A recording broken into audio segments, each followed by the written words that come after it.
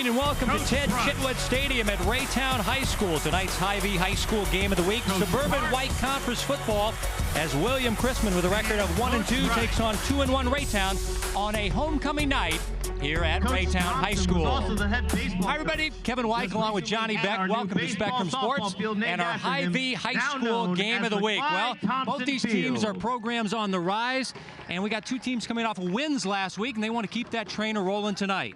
Well, I think anytime, you line up on the football field, you've prepared all week for this game, and to continue that momentum. Obviously, it's homecoming for the Raytown team, so they're going to want to come out here and show out for the fans a little bit. Time now for the Hy-Vee player profile, and we'll start with William Chrisman and their strong safety, a guy by the name of Kelvin Mason. He's a big part of their defense. Yeah, he's a guy that has 4 or 5 speed, so he's going to be able to cover sideline to sideline. But it's going to take him and the rest of his teammates, obviously, to cover this air attack of Raytown.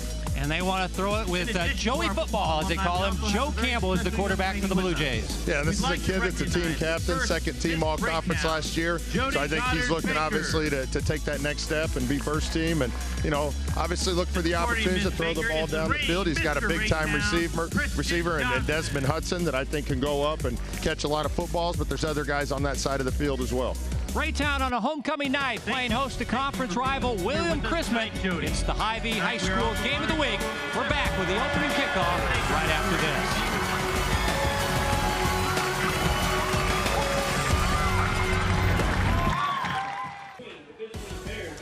The Hy-Vee High School game of the week is brought to you by Hy-Vee, the official sponsor of High School Spirit. Warm night here in Raytown. We're at Ted Chitwood Stadium, named after the longtime coach here at Raytown High School from 1947 to 1980.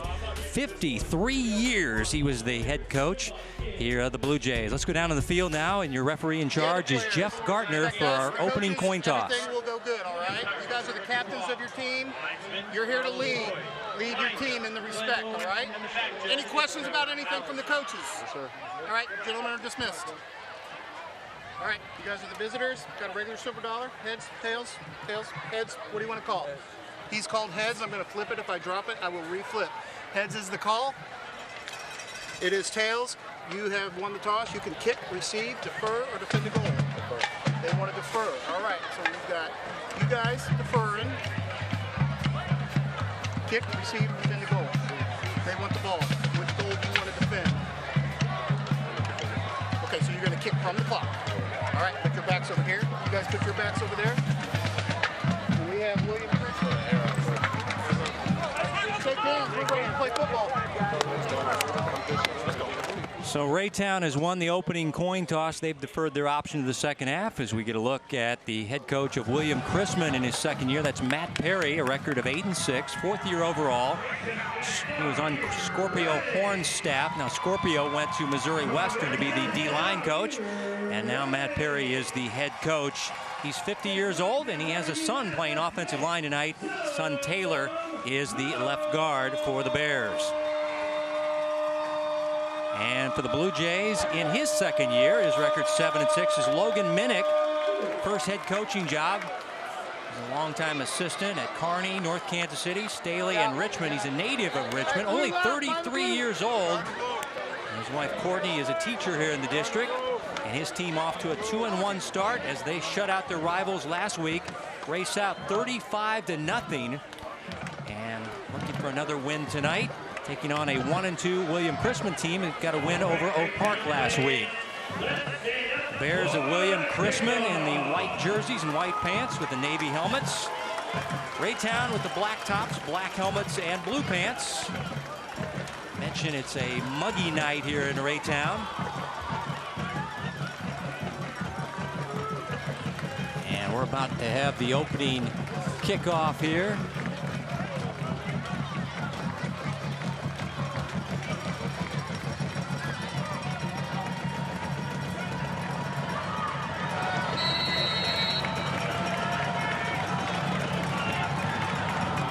And it's an onside kick as expected. They'll onside kick it about 80% of the time. It's covered up by William Chrisman. They'll have the ball near midfield. And it'll be 1st and 10 for the offense led by Dawson Hurl. So early onside kick, but that's to be expected. I was at William Chrisman's practice earlier this week, and they were practicing onside kicks. You take a look at the quarterback, Dawson Hurl, 6'4" senior. Passing numbers limited. Passing game still needs some work. This team is more of a running team. It's a run-pass option team. Nauer is their running back du jour, and here he goes. And he powers through a tackle and goes for about 8 yards on his first down run. Great job right there, the quarterback getting that snap a little bit high, but still was able to get the ball to the running back. Running back was able to turn upfield there and get 8 yards.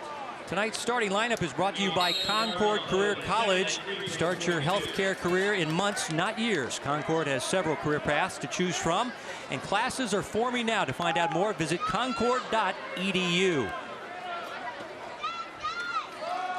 On second down and short, running play close to the first down. O.C. Nauer, returning starter. His dad Tom, an assistant coach, and should get a lot of touches as we run through the defensive starters for Raytown. They play a 3-4. Clayton, a 3-year starter. On their defensive line, White in their linebacking corps, their leading tackler. Manning in their secondary is a shutdown corner.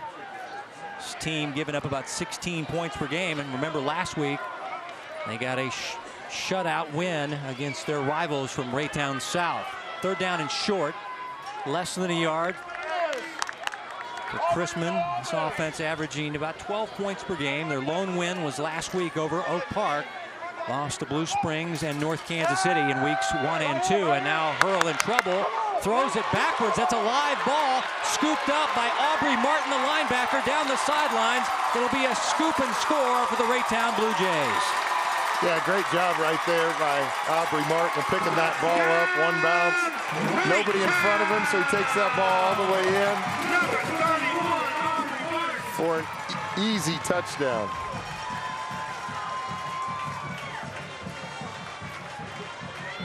I think we're going to see the quarterback here get really quick pressure. And tries to get it out to his guy there, but just gets it right over his head. And that ball did travel backwards, so obviously an early mistake for William Chrisman. The pressure by Dukes, and then the room service hop for Martin, and he took it the distance. PAT try, Ian McCready. Right-footed soccer-style kicker. And a great start for the homecoming team tonight. The Blue Jays off to the fast start with the defensive score by inside linebacker Aubrey Martin. Yeah, and William Chrisman did a really good job running the football in the first 2 plays. They had third and less than a yard. You definitely thought they were going to run with it again, but Raytown definitely wasn't fooled on that. Got pressure on the quarterback, which, you know, if you can do that, you're going to force the, you know, the opposing quarterback into tough situations. And right there, just couldn't make a play, just out of the outreach of his guy. And like you said, room service hop right there. Man, that guy just picked that up and saw nothing but green space and ended up in the end zone. Well, the homecoming crowd got to like the start for the Blue Jays tonight. Big crowd in attendance. A lot of former Blue Jays here tonight on a homecoming night. Mid-September. Let's set up for the kickoff.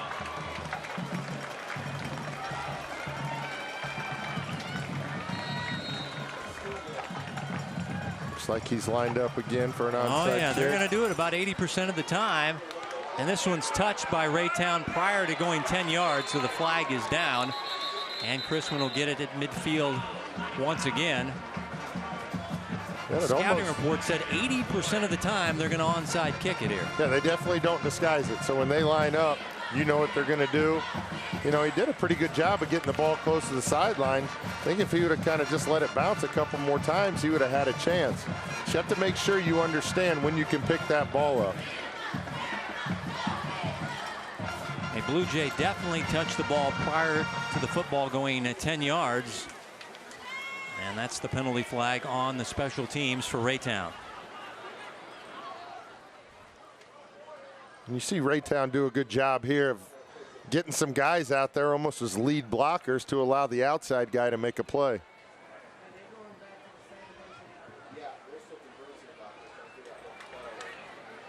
I think the ball is going to be spotted about the 49-yard line, looks like.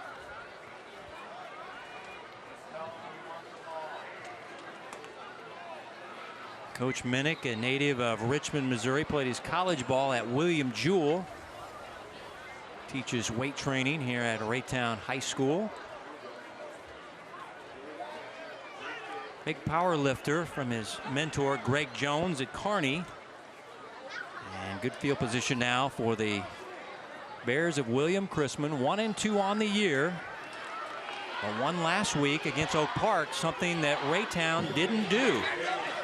I know you can't do those comparisons, but the lone loss this year for Raytown was to the Northmen of Oak Park.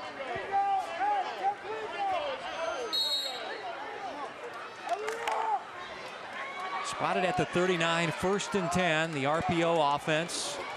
And this is Simeon Lou Fizo on the pitch, cutting it back against the grain and running for a nice gain as he's near the 30-yard line. A gain of about 9 on that run by Fizo. Yeah, great job there letting his blockers get out in front. And then once he saw daylight, he cut back, got upfield. He's a big guy, so just putting that those shoulder pads down and getting close to that first down marker. Simeon is a good wide out for this team, but they'll let him run the football a little bit.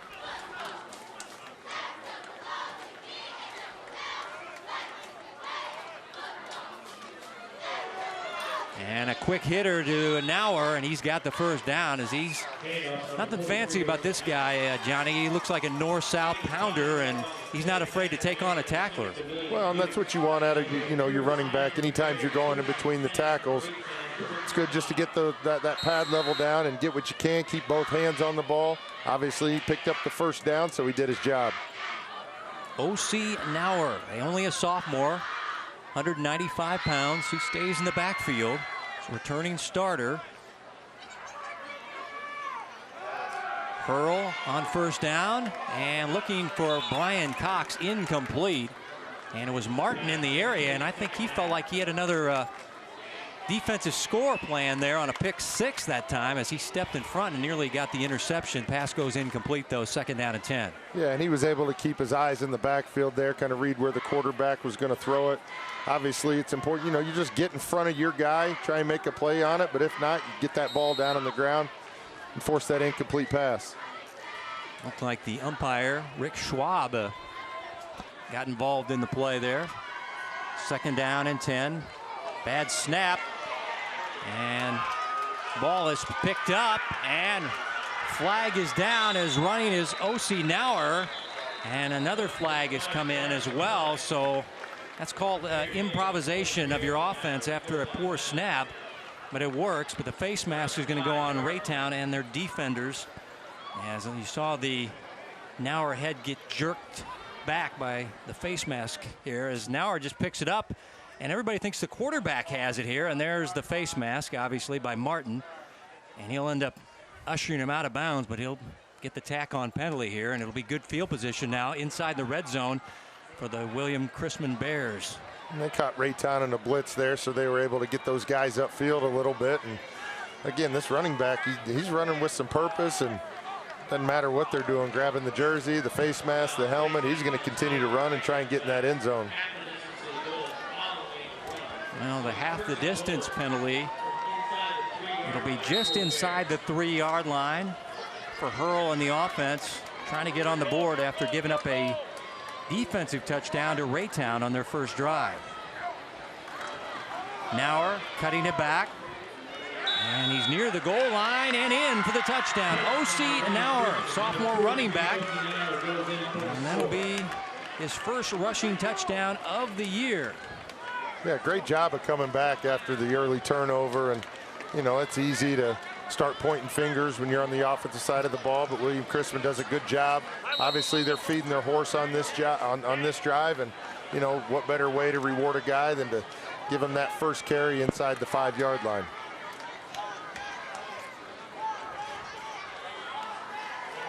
Jaden Thomas out of the Hurl hold, and it's blocked.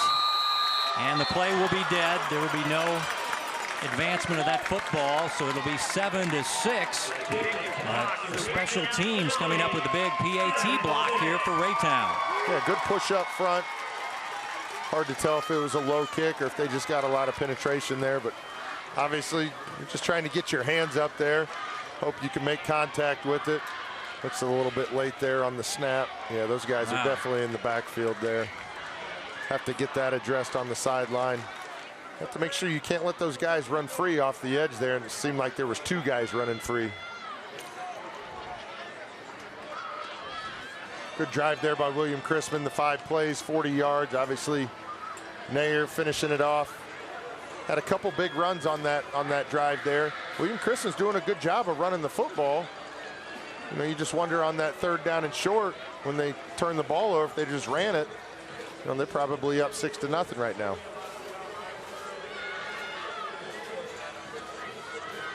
Thomas has it on the tee.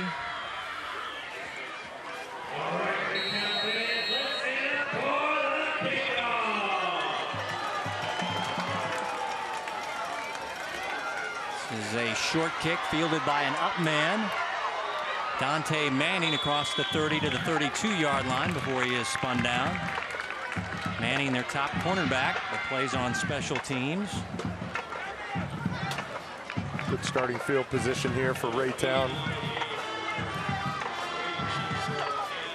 There you take a look at Joe Campbell, the junior, getting D1 looks here, and this guy got a high GPA and putting up the big passing numbers. I've seen this guy for the last few years. It's been very impressive. Yeah, he definitely looks the part out there.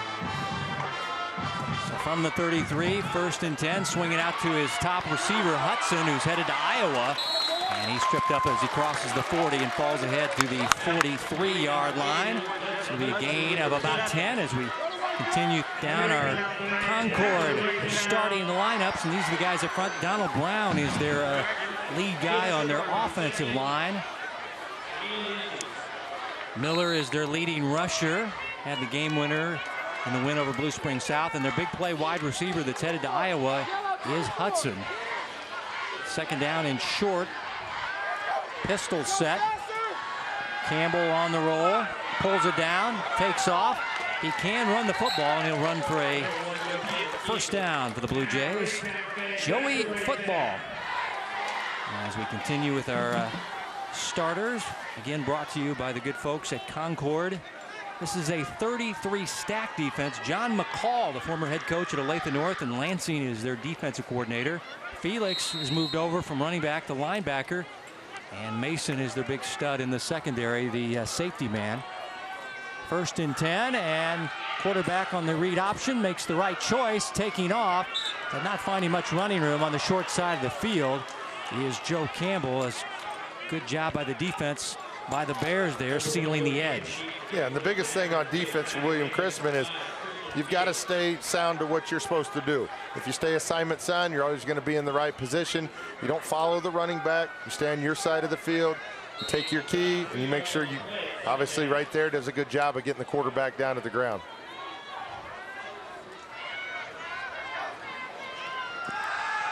Campbell to throw off the hands of the intended target there. That was Messiah Miller out of the backfield, incomplete. Good coverage right there by William Chrisman. Obviously just a simple out route, but anytime you can get one of your faster guys out in open space, it's so important as a defender. If they do make the catch, they make it for a 3-yard gain, but you got to be able to make the tackle. Good job right there.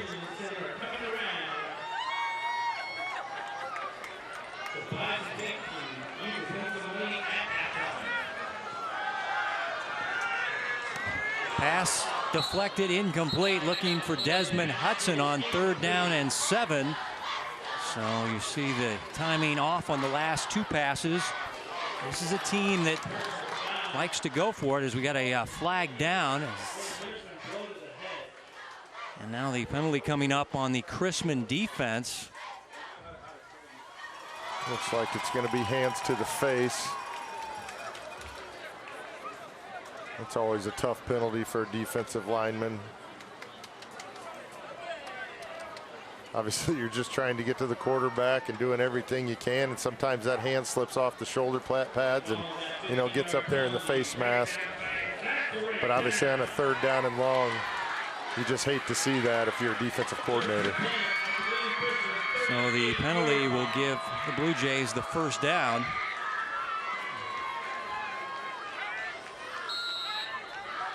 Ball at the 38-yard line.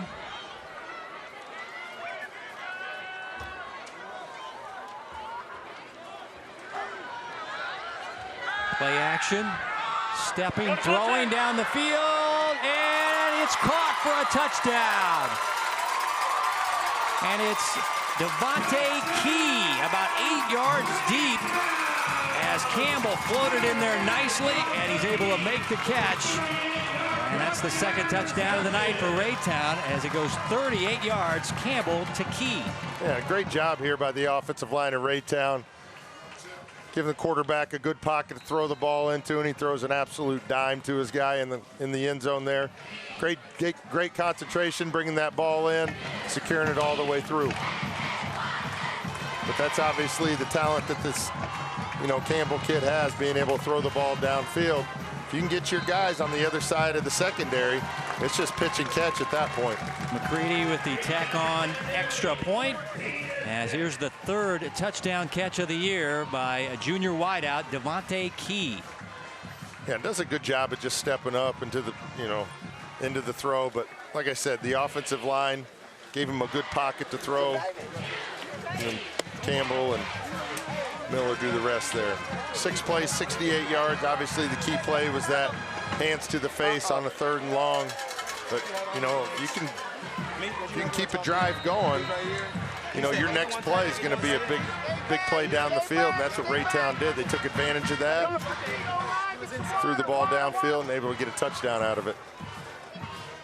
So Raytown has a defensive score and a passing touchdown. Campbell now with 10 touchdown passes on the year to go against 3 INTs.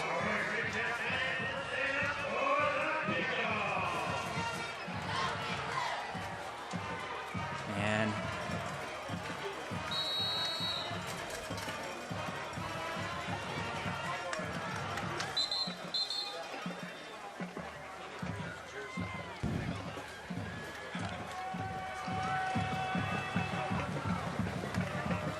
Simeon Lou Fizo is your deep man.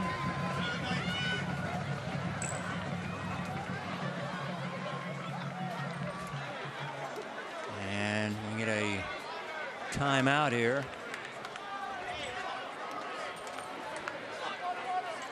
There's a malfunctioning clock is what we're told. The scoreboard clock is not operating correctly. So we have a break in the action for the players to hydrate. And we have a nice night here in Raytown, although it's a lot hotter than it was earlier in the week. I stepped out of the door this morning. I was like, wait, summer's not over yet. I got punched in the face by the humidity. But early in the week, it was beautiful, but tonight a little warmer. The guys working on their hydration throughout the week, because maybe mid-September, but summer is not over. Marching band getting ready for a big halftime show as it's homecoming 2018 here in Raytown.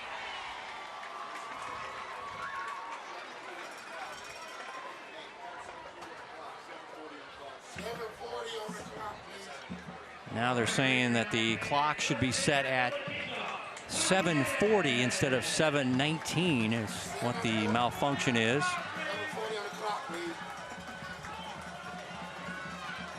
Brian Cox out deep as well for the William Chrisman squad.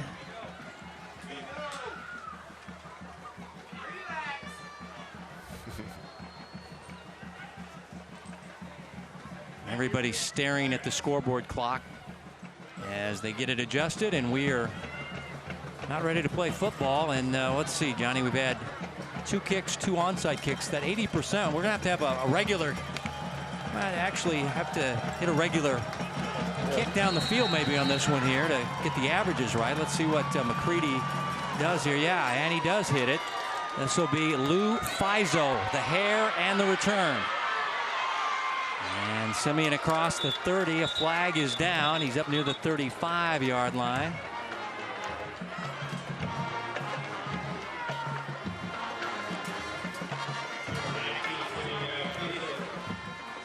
Legal block here. You got a hold right there. Okay. Holding on the Bears. So they had good field position there. Obviously, the 10-yard penalty will bring them back inside the 25-yard line. But as we've seen, neither team's had trouble moving the ball.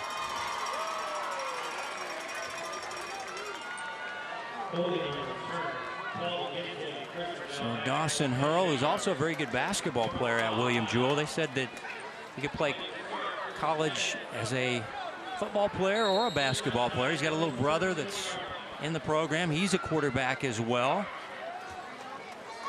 Dane Hurl, he's only a freshman. 1st and 10.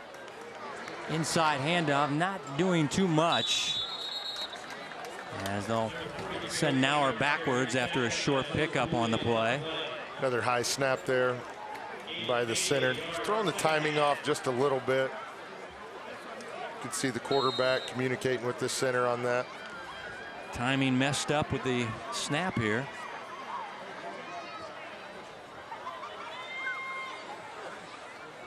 You know, when you're running those inside zone reads, it's so tough if your timing's messed up at all. 2nd down and long. Quarterback in trouble. Gonna take off and run. Hurl sliding near the 30-yard line. And he'll be just shy of the 1st down. Heady play by the quarterback, Dawson Hurl here. Yeah, and Isaiah Wright had a chance there to bring him down in the backfield, but great athleticism right there, making a guy miss and then getting what you can, and then obviously what every head coach is telling their quarterback, get down. So he has a very good command of the offense. Honorable mention All-League last year. One of their team captains. On 3rd down and short, running room for Nauer. And he's across the 35 to the 38. That's a 1st down run for the Bears. Again, good job here, just getting your head down and getting that 1st down. As you see, putting both hands on the ball. Those guys aren't trying to tackle him high, so he understands if he doesn't get both hands on the ball, Helmet could easily get on that football and pop it loose. This offense averages 165 yards per game, but they had their season high last week in the win over Oak Park, over 200. As this is another hard-hitting run by Nauer. Boy, you can hear that tackle all the way up here. Yeah, again, this guy's not easy to take down, and if you're at the same pad level as he is, he's trying to initiate the first blow, but good job right there by the defender of holding on and bringing him down. Gain of 2, 2nd down and 8. Here's Nauer again. And he hurdles a defender, flies out near the 44-yard line. A gain of 4 by O.C. Nauer, the sophomore tailback for William Chrisman. Yeah, and as you see, they're attacking that left side. They're pulling the guard, and the center's doing a really good job of sealing his guy off. It's allowing the running backs to get to the 2nd level. And at that point, there's a size difference that, these William Chrisman running backs are just falling forward. Jaden Thomas in the backfield. He'll throw a screen pass to Lou Fizo, and he'll have enough for the 1st down. A little comeback action there, a little tunnel action to Lou Fizo, and he's able to get the 1st down for the Bears. Yeah, a little misread there, and then ends up throwing the ball back. Sometimes those are tough when you're not facing that way. So good job right there of getting your shoulder squared up, throwing a strike to your guy and allowing him to make a guy miss and get upfield. Just across midfield, 1st and 10. Cox going in motion. They'll pitch it out to Bryan. Bryan is a H-back and a fullback and a running back, and he runs for a nice gain there. The 42-yard line. He'll get about 6 on the play. Yeah, just a quick pitch there.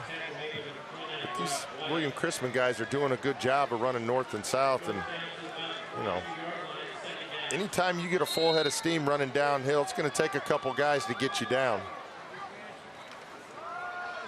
And this is Cox again with running room. And Big Brian is going to be down near the 30-yard line. And once again, this is a tight end or H-back or fullback running the football. So this is a big guy that they got to bring down. And once he gets into that second level, this guy's tough to get. You got to get your athletes involved as much as you can, whether it's in the passing game or the running game. And you know, I haven't seen a guy this big running the football for a while. So they're obviously finding something on this left side that they're taking advantage of. First down at the 29. And running back in trouble and thrown for a loss back to the 35-yard line. All kinds of penetration. Martin was back there. Yes. Good job by Isaiah Wright on keeping contained on that side, allowing his teammates to get there and make the play. You know, it's not always about making the tackle.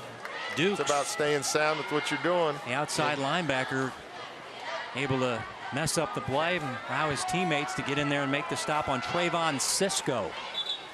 And now flags down prior to the snap.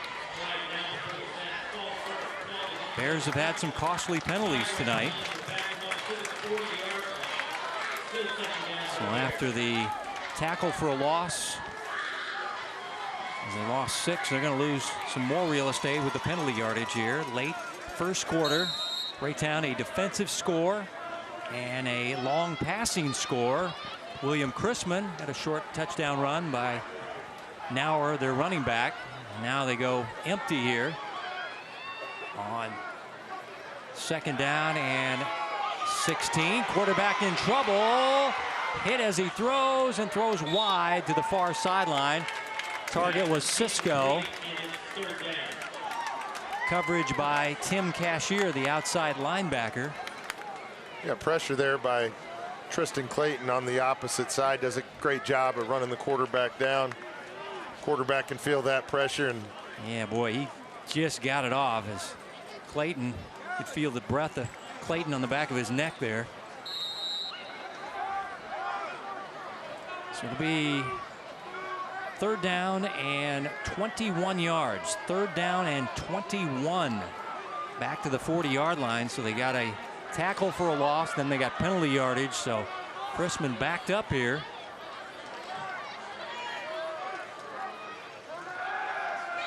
Blitz coming. And the pass is dropped there as hit the hands of the intended target there, Thomas, but he just couldn't reel it in. There was defenders in the area. Jaden a little frustrated as the quarterback was getting blitzed there by the strong safety Wright and got hit hard here. And this looked like he should have had this ball here, but there was a lot of black jerseys in the area. Yeah, it does a great job of putting the ball where it needed to be. You know, if it hits your hand, you're supposed to catch it, I know, but great job of defense right there by the Raytown side of the ball. Nauer averaged about 30 yards per punt in punt formation here. Manning waiting at the 10-yard line on fourth down and 21. Nauer hits it and off the side of his foot. And it'll be great field position at the 28-yard line. So only a 12-yard punt. No return. And Joe Campbell in the offense out now for the Raytown Blue Jays.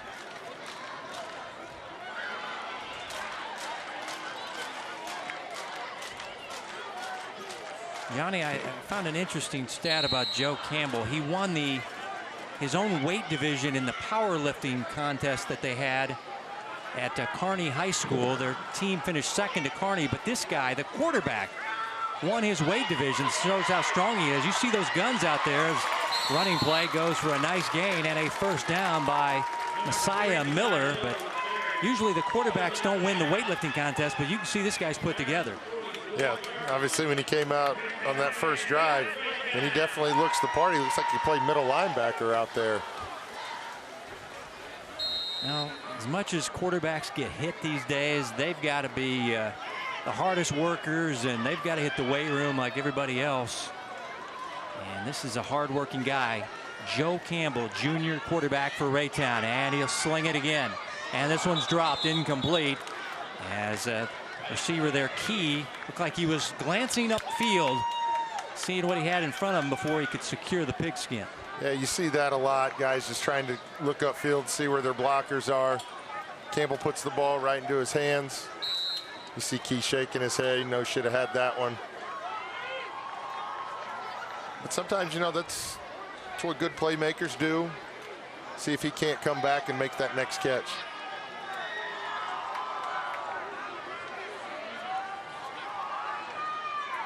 From the 41, 2nd down and 10, the slant, and incomplete as they were looking for the H-back Ben Bryant, number 16. Just a little quick slant there, and that one just too tall for Joe Campbell. And it almost looked like Bryant thought it was maybe to a guy behind him. You saw him duck there at the end. Obviously, his quarterback doesn't miss very many, so anytime that ball's thrown not at the target, you're wondering if it's intended for another guy.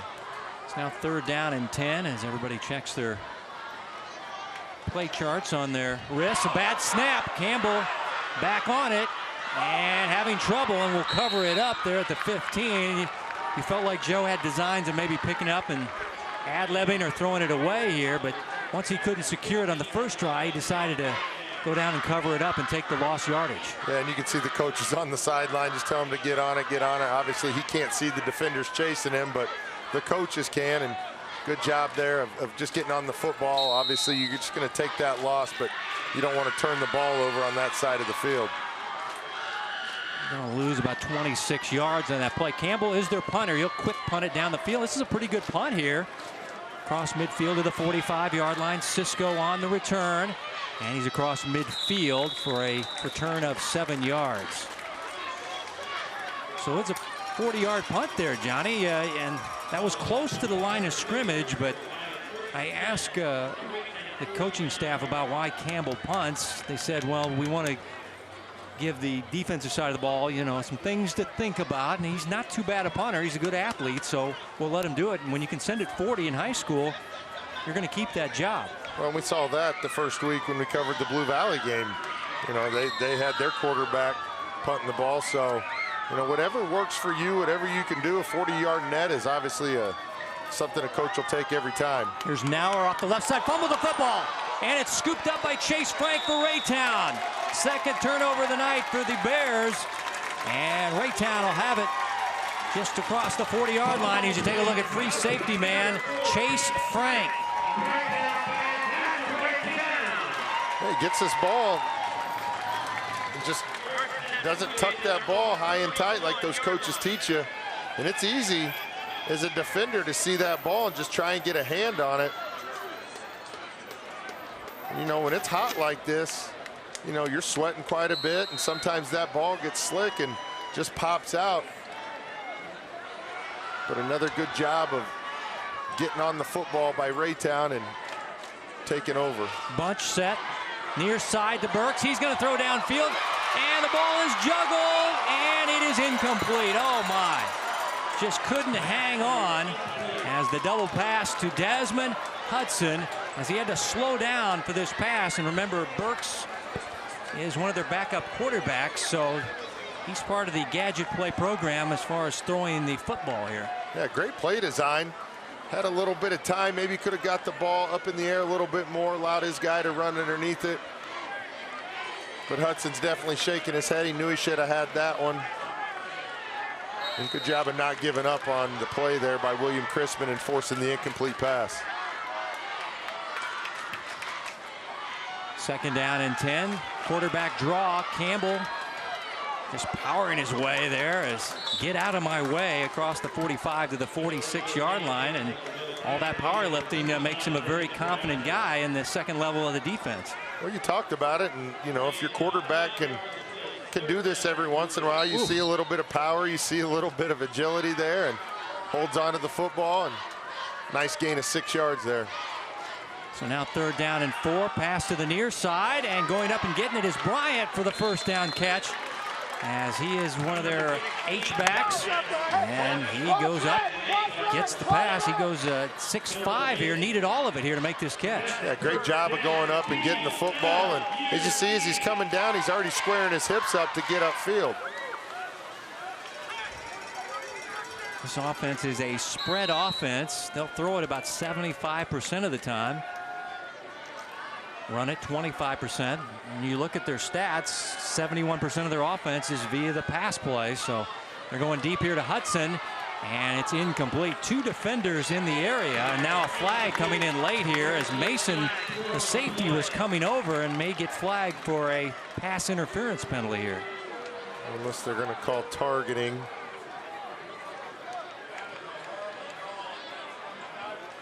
Yep, they're saying he was coming over and putting a hit on the defenseless receiver. Player safety, a big factor as far as. Yeah, and you see Mason shaking his head as if, you know, I'm just going to make a play on the football. Ooh, yeah. Yeah, he just kind of leaned into him a little bit. So another key penalty on William Chrisman. Coach Perry is frustrated by the call as his team's been hit with a couple of 15-yard penalties here, and we're still in the first quarter. Well, like you said, player safety is such a big deal that they're going to make sure that they've got to set the tone early, even though, you know, it's a tough call. But you see here, yeah, he put his helmet to the back of the helmet of Hudson, and that's what they saw. And now we're going to William Chrisman timeout. Points of emphasis, player safety. I was told from officials they don't want crackbacks. They don't want players getting hit as far as wide receivers running down the field after the pass is wide or overthrown, getting hit by the safety men. And, you know, Johnny, this is a violent enough game as it is, and, you know, you're trying to keep everybody safe, and they might be mad about it, but he did put his helmet right into the back of Hudson. Well, and that's what the officials saw. And it happened on the opposite side where Coach Perry obviously is not, so he can't really see that, and obviously he doesn't have the TV to be able to see what we can see, because, you know, live it looked like they just both went up and just did a good job of defending the pass, but as you see on the replay, slowed down a little bit. He just kind of leans into it, and like you said, they're going to make a point of emphasis on that, and those players know that, and the coaches know that, and when Coach Perry goes back and checks this later on tonight, he's going to see exactly what the referee saw. But you're never going to agree with the referee during the game.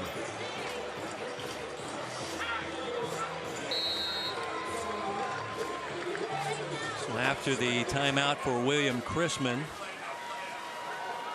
ball is moved all the way down inside the 34. Another quarterback draw for Campbell. And Joe running inside the 30 to the 28-yard line, a gain of 6, and Campbell proving to be a tough tackle for the Bears linebackers here, as this guy is put together. Joe Campbell, the junior, talked about getting a Division I looks. He goes 6'1", 210 pounds. Empty set for Campbell, as we're under a minute to play in your first quarter. Has a touchdown pass tonight. Swing pass. This is Miller out of the backfield, very quick. It's a dual threat, and he's got another first down as he's down to the 20-yard line. A gain of 9 by Messiah Miller. Yeah, good job on the perimeter by the receivers of just shielding their guys off, doing a good job of moving their feet, staying in front of their guy. It's not about it having a big block. It's just about staying in front of your man and allowing your guy to get around and make a play. Hunter Clark made the tackle, but not after the first down was gained by Miller. Miller had the game-winning touchdown in Week 1 against Blue Springs South. As the quarterback going nowhere, McFall, the big nose guard, Isaiah McFall, goes 340. Number 70 makes the nice stop there. Got his little brother playing the center position. This is Isaiah making a nice stop here. Yeah, good job of getting in the backfield there and making the play. It's not always the easiest thing to do, to shed a block and then find the ball carrier and make a tackle, but he does a good job of breaking down and getting the hands on him. And the ball is loose, and it's covered up by Campbell as the end of the quarter clock has run out. I think he threw the bean bag and his flag came with it, so he picked that flag up immediately and waved it. Obviously unintentional. End of the first quarter in the Suburban White Conference matchup between William Chrisman and Raytown. And the Blue Jays at home lead 14-6 after one as you're watching the Hy-Vee High School Game of the Week right here on Spectrum Sports.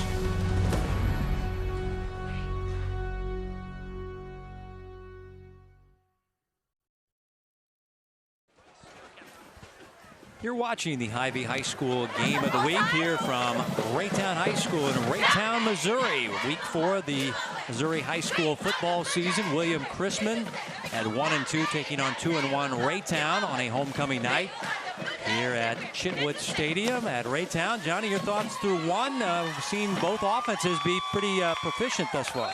Yeah, in two different styles. You have Raytown trying to throw the ball around, William Chrisman trying to establish it on the ground, and both defense obviously looking to make adjustments and try and get a stop. Second down and long to start the second quarter. Campbell going to run it. Some nifty moves near the sideline inside the 30. And he's taken down near the 28-yard line on a 2nd and 23. So Johnny got some of the real estate back, but still going to be facing a third down and long here as last play of the quarter. Snap was dropped and they lost a good chunk of yardage. But this kid Campbell has a 38-yard touchdown pass to Key back in the first quarter. Raytown also has a defensive score, scoop and score by Martin of about 45 yards. More than likely a 4-down territory here. So. And now Raytown will take the timeout on 3rd down and 18 facing the Blue Jays. This team hasn't had a winning season in 29 years. Not since the late 80s. Harold Albin got that. This is a team that came so close last year, went 5-5, and they feel like they can do it, Johnny. They have high expectations here. You know, it all starts with the head coach, and seems like he does a really good job of, you know, raising the expectations of this program, and that's so important when you're trying to turn a program around, is understand that, you know, you're just like everybody else in the month of June, and you put in the preparation, you put in the hard work, you know, it pays off in the season. It might not happen year one, but, you know, obviously you're going to continue to build on that year in and year out, and you're going to develop leaders that are obviously going to help, you know, the rest of the team buy into what you're talking about as the head coach. They had Alden Smith back in the day, and he didn't get a winning season.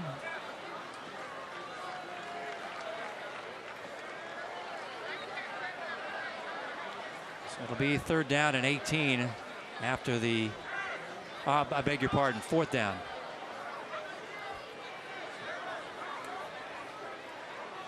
The officials talking it over here before the 4th down play. Some confusion about what down it is here, I think, is what the down markers on the field say 4th down.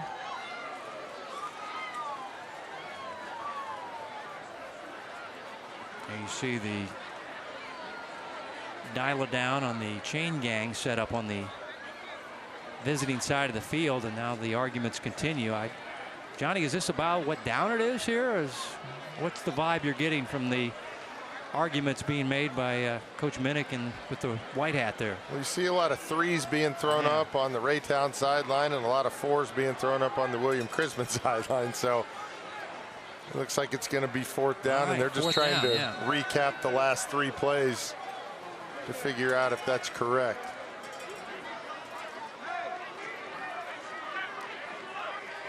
So they've come to the settlement. It is 4th down and 18. Early stages of the second quarter. Hy-Vee High School Game of the Week. We're in Raytown.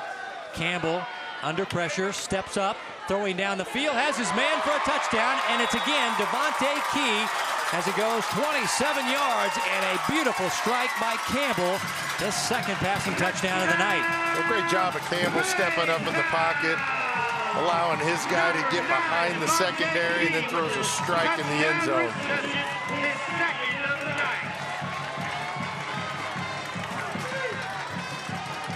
And anytime you can get your wide receiver in open space like that, again, it's just pitch and catch.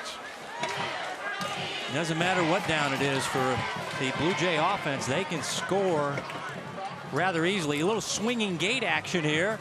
And they'll throw to the back of the end zone unsuccessfully. That was Burks again. Now, he is one of their backup quarterbacks, and we saw him on that gadget play. But he's not able to connect to the back of the end zone, and the two-point conversion is unsuccessful here. And you see pressure there. Both DNs kind of run by, and Campbell just steps up and, again, just throws a strike to his guy in the end zone.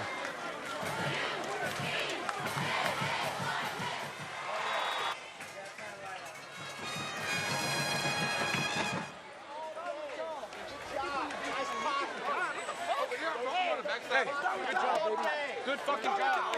Way to handle this shit. Maybe they ain't getting no questions. There is the scoring drive, 10 plays, 59 yards, and it was a 4th and 18 play that they're able to convert for 6. Yeah, and William Chrisman, you know, they got to be on the sideline telling their guys, we're in this game. It's 2 plays, and, you know, obviously we're down 2 scores, but we've been moving the ball on offense, and, you know, we've been forcing Raytown into, you know, long 3rd and 4th down situations. We just have to capitalize.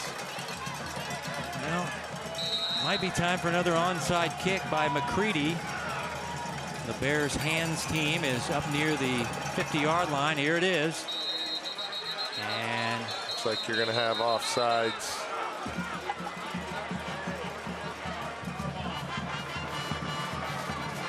So they've got a whole gamut of onside kicks. Some to the right, some to the left. Obviously, that's just trying to find a spot where you can get your guys up the field and get a hat on a hat. Try and get in front of those William Chrisman guys to get that recovery. Be a 5-yard penalty. They'll kick now from the 35. Yep. Yeah, it looks like a guy that was completely just trying to get to his guy there. You know, that's one of the things you really work on is the timing aspect of those. Another flag before the kick. This one back in the Chrisman receiving area. Got a sideline warning. All right. A little bit of everything right now. Got to have your get-back coaches over there doing their job. Let's see what McCready wants to do here. Seen a couple of onside kicks. Now he'll send it deep. This will be returned from the 20-yard line by the Bears. And good field position as it's going to go for a 20-yard return. Again, really good starting field position for William Chrisman.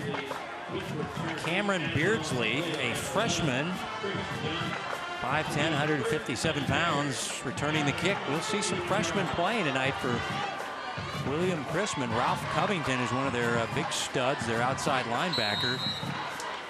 Doesn't look like a freshman. He goes 6'1", 195 pounds as a 9th grader. But Bears not afraid to play the youngsters as Hurl in the offense out, 1st and 10, good field position. Dawson will roll it and throw off his back foot and sail it long, incomplete. The target was Cox there, as there was a lot of black jerseys in the area there, but he threw it away. Well, just a rollout pass there to the right. You know, if your guys are all covered on that side, you really don't have an outlet pass to go to there. So he just threw the ball, obviously, where nobody could grab it. Good pass rush right there by Raytown. After the incompletion, like a double wing set here. Nauer is in the backfield. Lou Fizo, your receiver, at the 40-yard line, bottom of the screen. Motion by Cisco, the quarterback in trouble and going down immediately. A lot of penetration there, as it looked like Xander Mason was the first guy to make contact, number 62. It'll be a loss of about 4 yards, but look at the penetration here. It looked like another misdirection play there, and obviously the line just kind of collapsed there on the on the right side. And quarterback really didn't have much to do other than get down and hold on to the football. The 3rd down and 14. Bears trailing by 14 points in this one. Double handoff. Cisco can't get it there, and Xander Mason covers it up. 3rd turnover of the night for the Bears. And the Blue Jays will have it at the plus 31 side of the 50-yard line, as the big guy who had the tackle for a loss now will get a fumble recovery. Senior Xander Mason. Yeah, looked like just the penetration in the backfield kind of threw the timing off and kind of got pushed off of his running route there. And looked like they were going for the double handoff there. yeah, as he was going down, getting brought down, he's trying to hand the ball off. That's never a good situation to be in. You know, it always looks good in practice, but, you know, in a game, and it's tough to execute those types of plays. Good field position now at the 31-yard line. Play action. Campbell, deep middle, and incomplete, as that was Burks who couldn't get it, and now they're going to have another penalty coming up on the defensive player, hitting the receiver who was in a vulnerable position on the field, and that's again on Kelvin Mason. Yeah, it looks like, you know, he didn't let up, and again, when you target above the shoulder pads, you're going to get called 100% of the time. And he had the ability there to just kind of let up, but just kind of went through it a little bit. Player safety, point of emphasis this year for the officials. And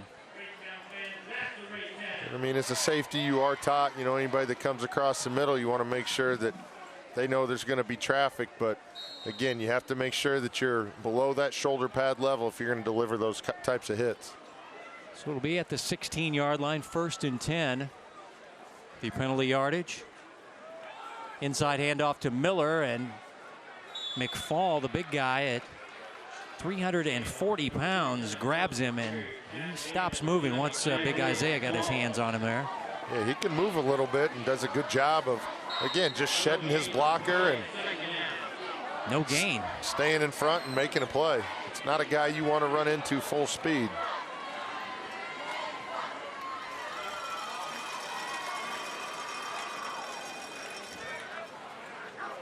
Motion by Key, and the handoff, and this is Ben Bryant. Looked like he wanted to throw it. Now he'll take off and run. He's inside the 10. Near the 8-yard line goes Ben Bryant, who's a tight end for this team. But did you think he was going to throw it there? Was that, or was he just bluffing there to keep the defense back? Well, he had a guy that I think had a little bit of daylight. He just didn't feel comfortable putting it there, but he did a good job of making the defense seem like he was going to throw, and just puts his head down and gets 7-8 yards there. 3rd down and short. Campbell will run it himself, and Campbell backing his way, and he's down inside the 1-yard line. As we go back to that last play by Bryant.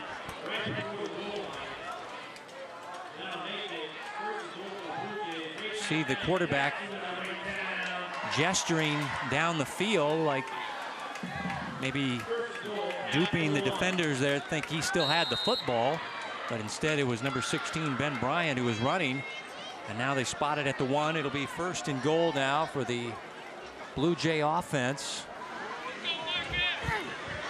They go with their power set here, and it'll be Campbell running it in. He got the touchdown. 1-yard run by Joe Campbell, his 2nd rushing touchdown of the year. And now the Blue Jays surging here into the 2nd quarter as they go up 26-6. Yeah, they went heavy formation there on the right side. Obviously, we knew he wasn't going to throw the ball, but does a good job of following his lead blockers, putting his head down, getting in the end zone there. Now they'll go for the 2-point conversion, or will they? We saw them last time unsuccessfully try the 2-point try. Now they have the swinging gate set up into a conventional point after touchdown. Burks is the holder. Ian McCready is your holder, and now he's having trouble, and he'll have to eat it. And this PAT is unsuccessful, so we'll stay at 26-6. Joe Campbell, a couple of touchdown passes, now has a rushing touchdown on his stat sheet tonight. Yeah, good job up front, just moving the line of scrimmage and allowing, obviously, Joe Campbell to kind of dive into the end zone there. So 5 plays, 31 yards. Only took a minute 12 off the clock. Obviously, you can see this Raytown offense. It's kind of got a full head of steam going right now, and they're doing a good job of mixing the run in when they need to, just to keep the defense honest, and then allowing Joe Campbell to use his arm to throw the ball downfield. We give a lot of credit to the Raytown offensive line. They're doing a good job of keeping their quarterback clean in the backfield, and when he does run the football, they're getting a hat on a hat, and you know, he's getting yards in chunks, as they would say. Lou Fizo and Beardsley, the deep men. Will they get it here? Will be an onside kick. It's an onside kick, and that is the right tackle, Colton Kerr, diving on that football. You don't see the right tackle on the hands team very much, but he must have pretty good hands that they have him up there 10 yards awaiting that one, and he did his job there. Covers it up. Chrisman ball near midfield. Well, you go in 5 to find the 5 guys on your team that have the best hands. As you pretty much every kickoff you're expecting it, so I'm sure those guys practiced it all week, and you can never simulate, you know, those funny hops you get, but he does a good job there securing the ball and getting down. And this is Jaden Thomas running between the hashes, and he'll take it across the 50 to the 47-yard line. Nice run there, about 5 yards by Jaden Thomas. And you've seen William Chrisman. If they're able to run the football, they're doing a really good job. They're just shooting themselves in the foot sometimes here and forcing themselves into long passing situations. Flag is down as this running play is not going to get much, but we might have a face mask coming up on the Blue Jays. Yeah, Chrisman with 3 first-half turnovers. Never good when you're a road team, as Thomas is being helped up. Attack on the 15 here for another first down. One of those turnovers was a scoop and score, and this will be enough for a first down.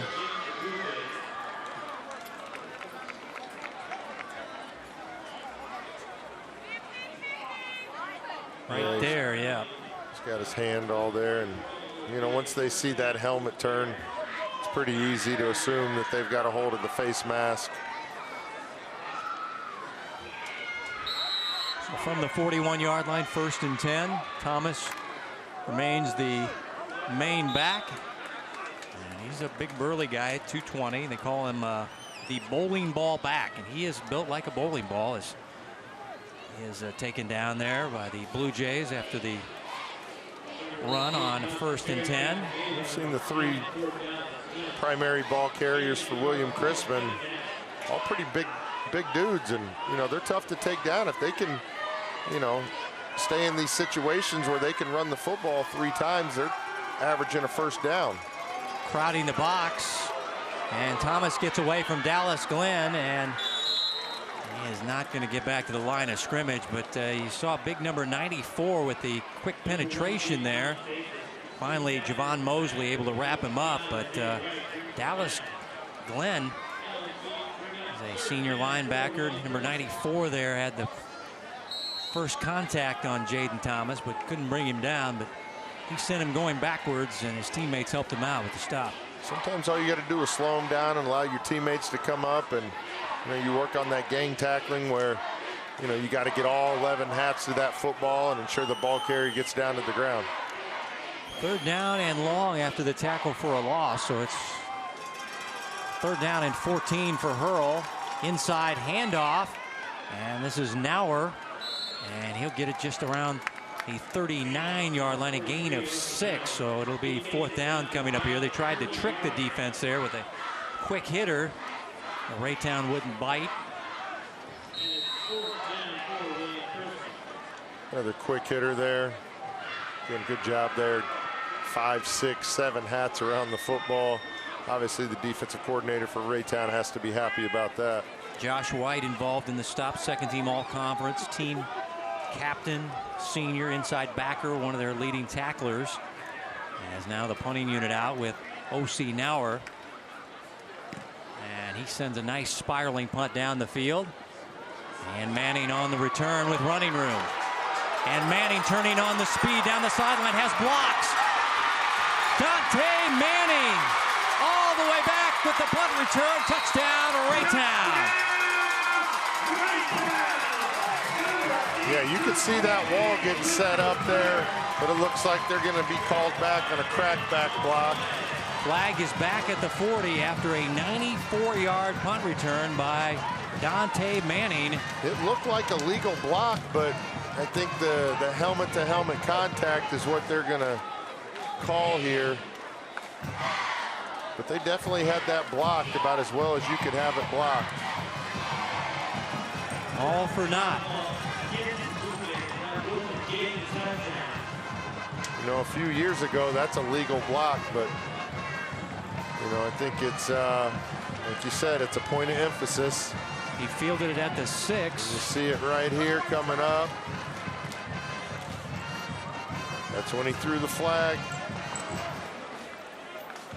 Almost as if he was anticipating that was helmet to helmet. Obviously on replay it didn't look that way. Well, moves it back to the 25-yard line as we get an official's timeout here. And they'll have a hydration break as it's a humid night here in Kansas City in mid-September. Let's take another look here. We're looking for a legal block. Well, the guy they called it on ends up on the ground because there were 2 flags on there.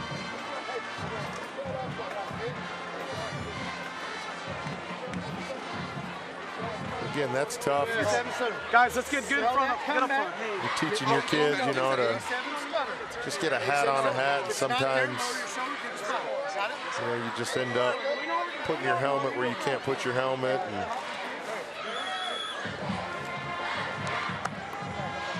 tough to tell your guys, you know, they did something wrong there. Exciting play for not for Dante Manning. Ball at the 25, 1st and 10. As we take another look at this play.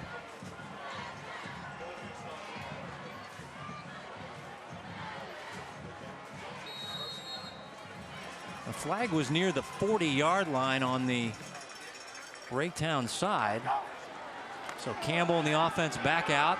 Joe going to take off and run for a first down as he's across the 30-yard line. Campbell has a rushing touchdown, has a couple of passing touchdowns tonight, but this guy can definitely run the football. Yeah, and you see anybody that gets in his way, white jersey, black jersey, he's just trying to get yards. Knocks over a couple of his teammates on the way to a first down. Sorry, second down. Threw for 3 touchdowns last week in the win over Ray South. Week 1, though, he was the big guy on campus as he had 5 touchdowns as a running play, and this is Messiah Miller getting free and across the 50 down near the 42-yard line as great run there by Messiah Miller. And you can see the speed of Miller when he gets in the open field. 26-yard run by number 3, Messiah Miller. As this guy is a multi-dimensional back. He can catch it, he can run it.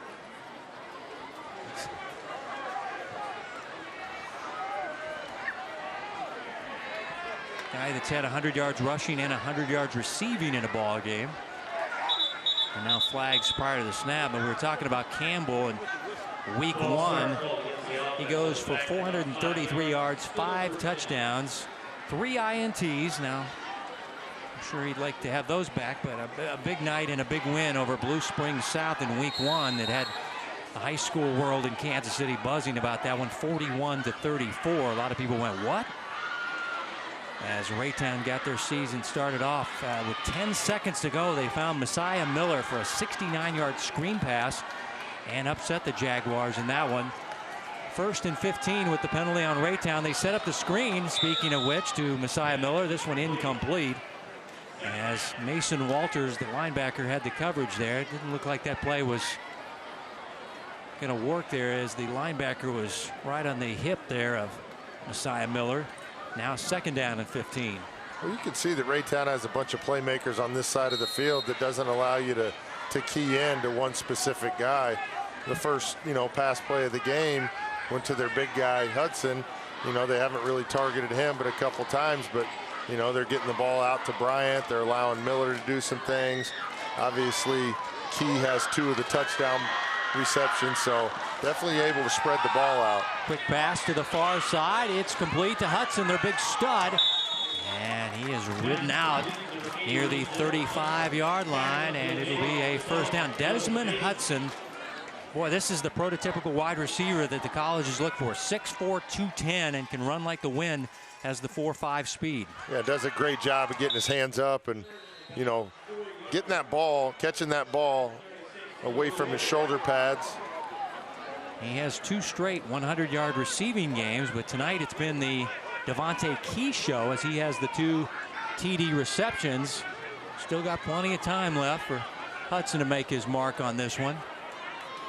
Go with the pistol set on the 3rd down. And the pass is caught by Key. A great move in the open field. And it's a hat trick tonight for number 9, Devontae Key, as he broke the ankles of the defender in the open field and takes it 36 yards for the touchdown, his 3rd of the night. Well, you see right there, just get the ball into your playmaker's hands and allow those guys to do what they do, and that's what he does. He catches the ball out in open space, makes his guy miss, and then you can see the speed to finish that for another touchdown. Like I said, when you have guys out on the field like Hudson and Bryant and Miller, it's tough to key in as a defensive coordinator on one guy. And you've got 4 guys that, are able to take it to the house on any given play. Flags down. And Devontae Key came in with 2 touchdowns on the season through 3 weeks. Tonight, he's doing a A.J. Green-like night here, the 3-touchdown first half. He knew the TV cameras were out tonight, so he needed to show out a little bit.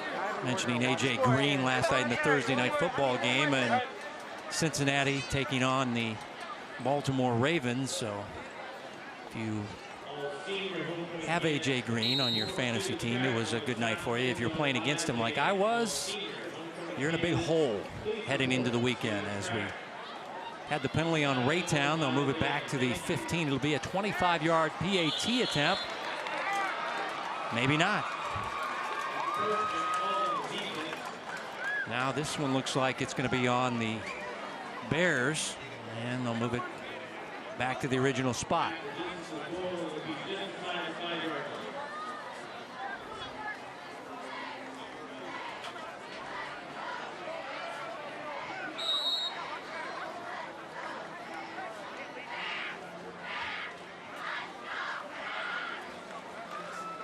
And this is a fake. They'll pass and complete it. Yes. Hudson able to make the catch for the 2-point conversion. Has a little trickeration there working, and Hudson able to catch it about a yard deep. Let's go back to the move in the open field here, Johnny, by Key. Yeah, just a quick pass out to his receiver, and just does a good job of making one guy miss and then getting in the end zone there. As you can see, once he gets an open space, he's tough to be caught from behind. On that 2-point conversion, looked a little Andy Reid-like, where you got a couple guys going in different directions, and you don't really know who ends up with the ball until, you slow it down a little bit.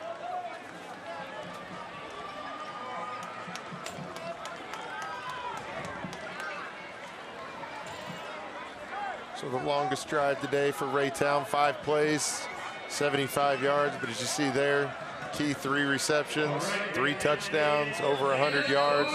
It's a pretty efficient day for him.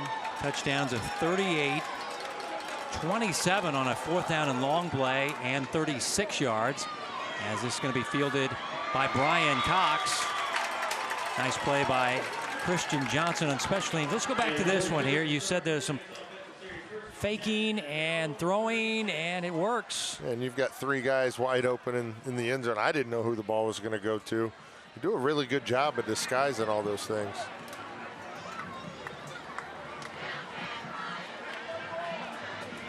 So the ball will be at the 36-yard line, and Coach Perry's offense checking out in the field. Big strike against them tonight. 3 turnovers here in the first half. Tough to win on the road. The math is definitely against you when you turn the ball over on the road 3 times. One of those resulted in a defensive score. The first one as the scoop and score by Martin. So take a look at Campbell having a big night tonight. Right now, let's go. He has a rushing touchdown, 3 passing touchdowns, so he is a 4-touchdown night. As now it's Dawson Hurl's turn on the field for William Chrisman. And it'll be a running play, and this is O.C. Nauer, finally upended by the safety man Frank. Frank, a great story. We saw him with the fumble recovery. Here's a guy who didn't play last year on this team. They got him out there. He's playing this year. Scrappy guy, not the biggest guy, 5'9", 175 at the back end of your defense, but they say he is the most improved player on their team. So credit Frank for stepping up. He's just one of those tough kids. As there's Mosley grabbing Nauer right at the line of scrimmage. No gain on that running play. Nice play. Javon Mosley, the defensive end, number 37 for the Jays. We're going back to that tackle by Frank. You know, he's the last line of defense there, and he knows that, so he goes down and just wraps him up around the ankles. And you know, you can see why the coaches rave about him, because he's a fundamental guy, and you know, he knows what his job and responsibility is on that play. On 3rd down and long, it'll be Nauer cutting it back and falling across the 50, and he'll have a Bear first down. O.C. Nauer, returning starter. Seems to have very good vision there. He is a very powerful running back, but shows good patience on his runs. Yeah, and those last 2 plays just tripped up just enough. He's definitely running with the full head of steam downhill.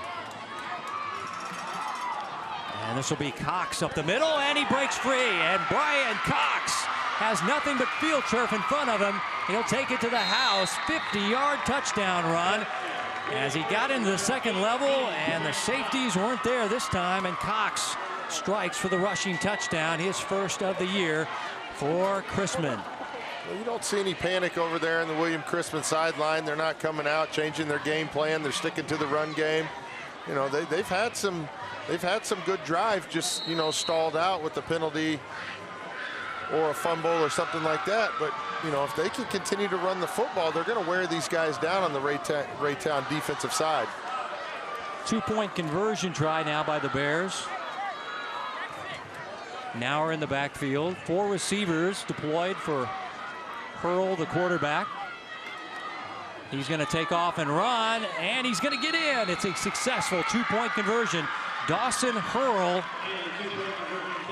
able to cash the 2-point conversion, and the Bears fighting back in this one.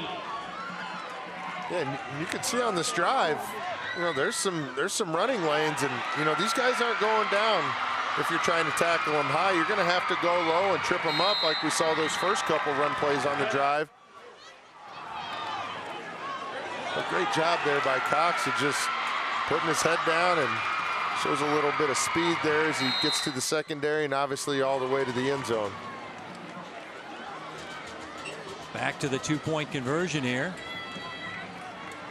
Nice moves by the quarterback for the Bears. A little option read there, and just decided to keep it as that defensive end collapsed down. 4 plays. Yeah, and 4 running plays. You know, like I said, they're not panicking on that side of the field. They're continuing to run the football, and you know, obviously Coach Perry, he's got confidence in these guys. He said we need to run the football well tonight on the road if we want success. That's one of his major keys. Big night rushing for Brian Cox, who's kind of an H-back, fullback type guy. I mean, you see a lot of hybrid players. This is a squib kick taken by the Blue Jays. This is Christian Johnson, who's a baseball star at the school, and he breaks free. He's pushed out, right inside the 35-yard line. Johnson, known more for his baseball prowess, as he is a baseball prospect, as he set the steals record here at Raytown High School last spring. Shows off a nice return for the Blue Jays. Yeah, just fields that ground ball, and like you said, he's a dual threat, or a dual sport athlete, which, you know, you just love to see these guys be successful in multiple sports. And you know, you see right there the speed that he possesses, even though he's a pitcher. You said he led the conference in steals, or he has the record in steals. It's a 20-year-old record, and so, you know, he's a guy that can make plays on the defensive side of the ball for Raytown. Shortstop, center fielder is Johnson. Campbell wants to throw on first down. He's flushed out of the pocket. Javier Langford after him. A flag is down as Campbell goes to the far sideline after a nice gain running the football, but it may be coming back here as we had a flag down. No flag. I beg your pardon. So no flag on the field. Maybe somebody dropped a towel or a glove. Maybe the old eyes aren't working as good as they used to. No, it looked like the Raytown guy dropped a towel, and the William Chrisman dude threw it away from him. Swing pass, Messiah Miller. He's got great blocking ahead of the play by Ben Bryant down the field, and it's a first down catch and run near the 10-yard line. Watch this block by number 16 here. He gets his initial guy, and then he gets upfield and grabs another guy. Yeah. Definitely getting a pat on the helmet for that. But again, you see how well these guys block on the perimeter. It's not always about pass catching for them.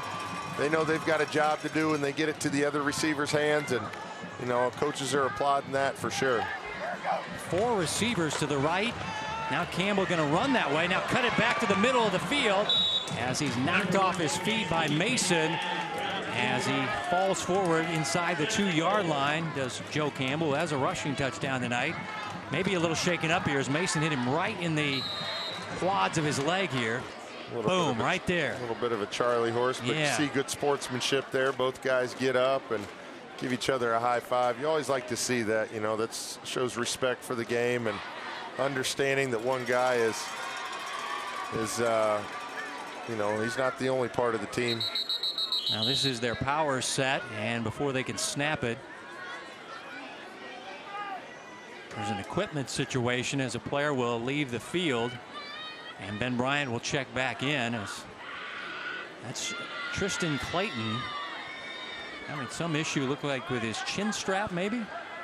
Yeah, and then you put Ben Bryant back in the game, who just had. We know he can block. Good blocks, yeah. So he's lined up at the right side of the line as a tight end. Power set. They run that way, and into the end zone goes Campbell for the touchdown. And again, Bryant there just does a good job of kicking his guy out, allowing Campbell to get that running lane. He didn't need but 2 yards, and he just, again, you talked about it, you know, he's a guy who is strong. You know, he sets a good example for his teammates, but you see why he's in the weight room. You know, they rely on him not only to throw the football, but they rely on him in the running game as well. And, you know, over the course of a season, that can take a toll. You know, so you got to make sure you prepare your body for those types of situations. Swinging gate, and they snap it to a player on the left side, and he will get in for the 2-point conversion. Boy, we're seeing everything out of these special teams tonight, as that was Aubrey Martin. They snapped it to what is basically one of their starting linebackers as we go back to the Campbell touchdown run here. And you can see here he's got a wide open running lane there. Nice block there by Dukes. They're leading him in, and then they snap it over to Aubrey Martin, who has a defensive score on a scoop and score situation of 45 yards, and numbers weren't there for William Chrisman. And right now it's 42-14 as it's a Hawaiian Luau homecoming 2018 for Raytown High School. I went inside the high school momentarily, and they're decorating the halls for the big dance coming up this weekend. And so what's the theme here? Hawaiian Luau. So thus the Hawaiian leis and the Hawaiian shirts here for the Blue Jays, who got to feel comfortable here, Johnny. Their offense is clicking right now. That guy right there, 5 touchdowns, 3 via the pass, 2 rushing tonight. Yeah, we haven't even hit halftime. This is a guy that's everything that he was advertised coming into this game. I really like his toughness and his demeanor out there at the quarterback position. Short kick, fielded, and going the other way is Trayvon Cisco. Good special team stop there in the open field. As coming down and making that special team stop was Isaiah Mims, who's a backup running back, and Cisco's been dangerous last couple of weeks.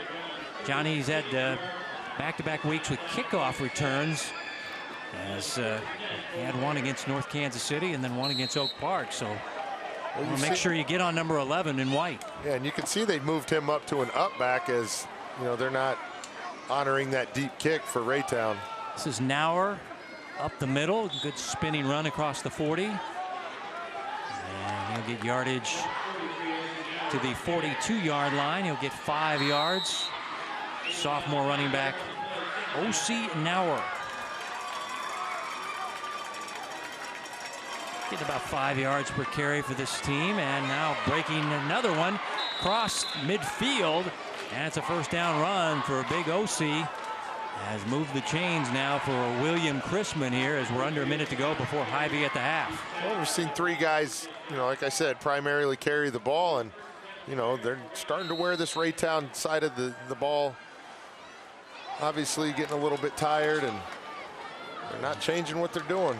Nice tackle there by Demillion Dukes, outside linebacker, as was able to hold on to Nauer there. Is shown to be a very tough tackle. There's Demillion,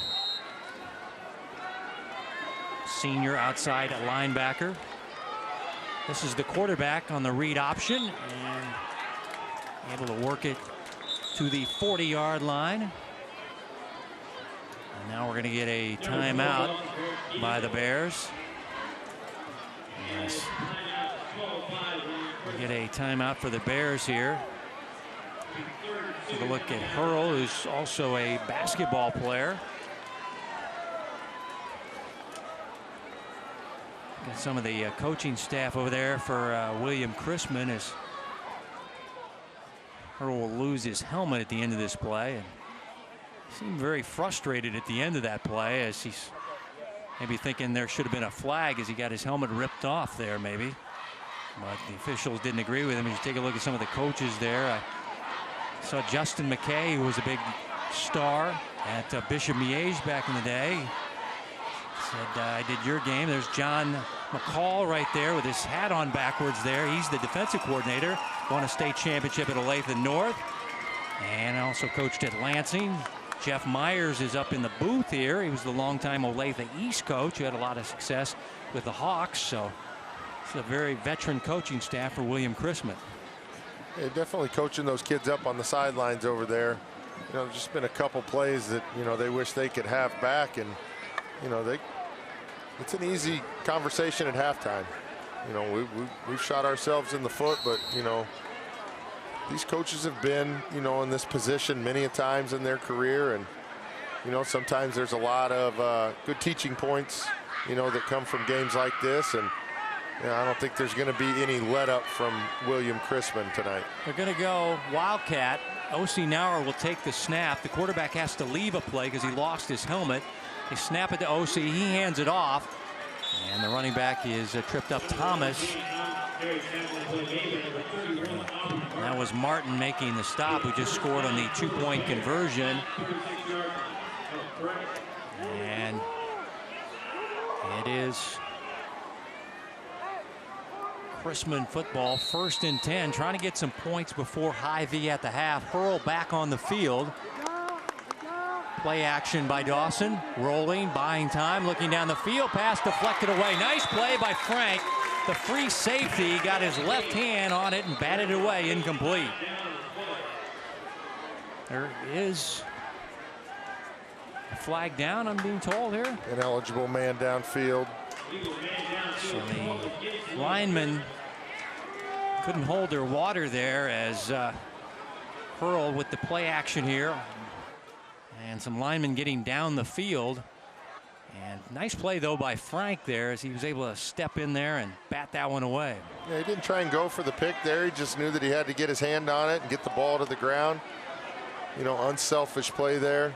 Again, this kid's playing a pretty good safety because he's made a couple, you know, good tackles that could have ended in big gains, and then obviously right there on the pass defense.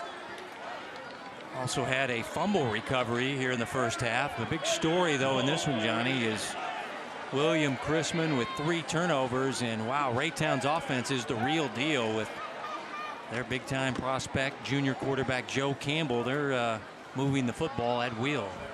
Yeah, and, you know, you touched on it earlier. Coach Perry said, you know, he really had to have an effective running game, and you see why.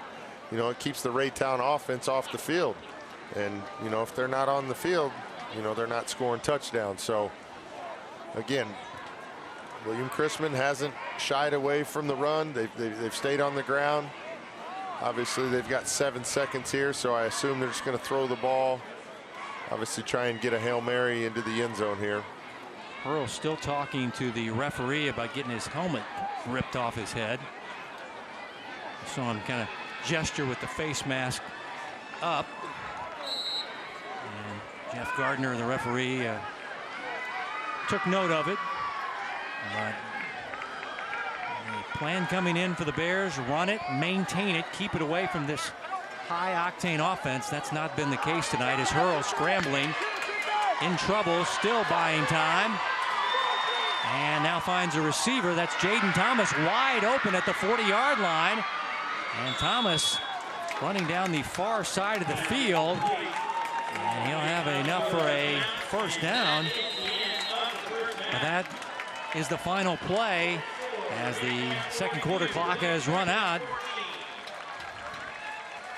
As Hurl buying all that time back there and finding Thomas, but the clock ran out, and Hurl a little frustrated as he leaves the field. His team staring at a 42-14 deficit at halftime to conference rivals Raytown on a homecoming night here for the Blue Jays. Raytown's offense, the real deal, as they put up 42 here in the first half, and they go to the locker room leading 42-14. Stay tuned. Hy-Vee at the half comes your way. We'll run down your Hy-Vee first half highlights, Hy-Vee stats, and it's all part of the Hy-Vee High School Game of the Week right here on Spectrum Sports.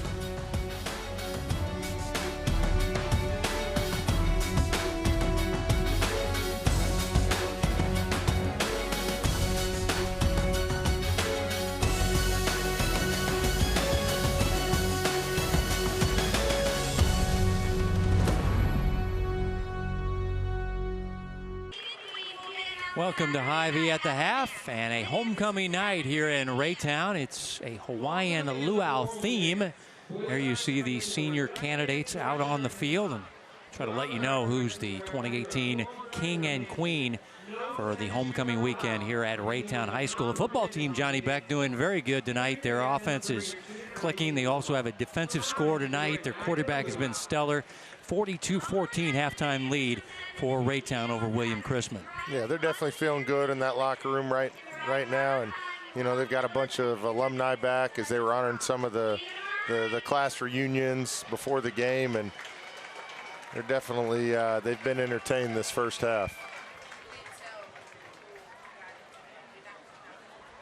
Apparently they're not going to announce who the King and Queen are for the football game. Maybe they'll wait to the dance probably. And well, let's get to our Hy-Vee first half highlights in this one, Johnny, and start off with a nice defensive play by Raytown and Aubrey Martin.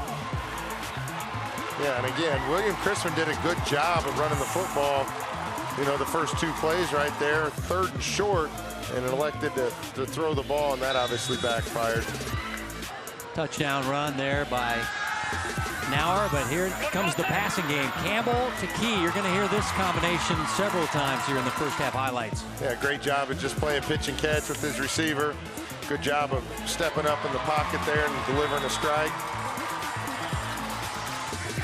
again, Key's just done a really good job of getting behind the secondary and using his speed to make those TD receptions. And then right here, you see him make a guy miss and then use his speed to get upfield. But good job of Joe Campbell getting the ball to his playmakers and allowing them to, you know, do what they're out there to do. Big run by Brian Cox on the William Chrisman side goes for 50 yards, but Campbell, who's done it passing and running it tonight, has 3 touchdown passes, all to Key, and a couple of rushing touchdowns. And the stats, as far as the passing goes to the Raytown side, the rushing stats go to the William Chrisman side. Yeah, and you see right there the 3 turnovers that have turned into 19 points for Raytown, and you know that's the difference in the game.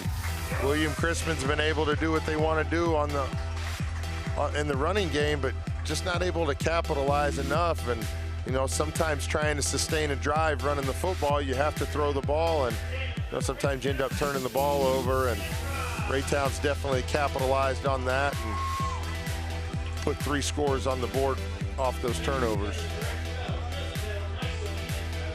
Halftime in Raytown. Blue Jays dominating 42-14. You're watching the Hy-Vee High School Game of the Week right here on Spectrum Sports.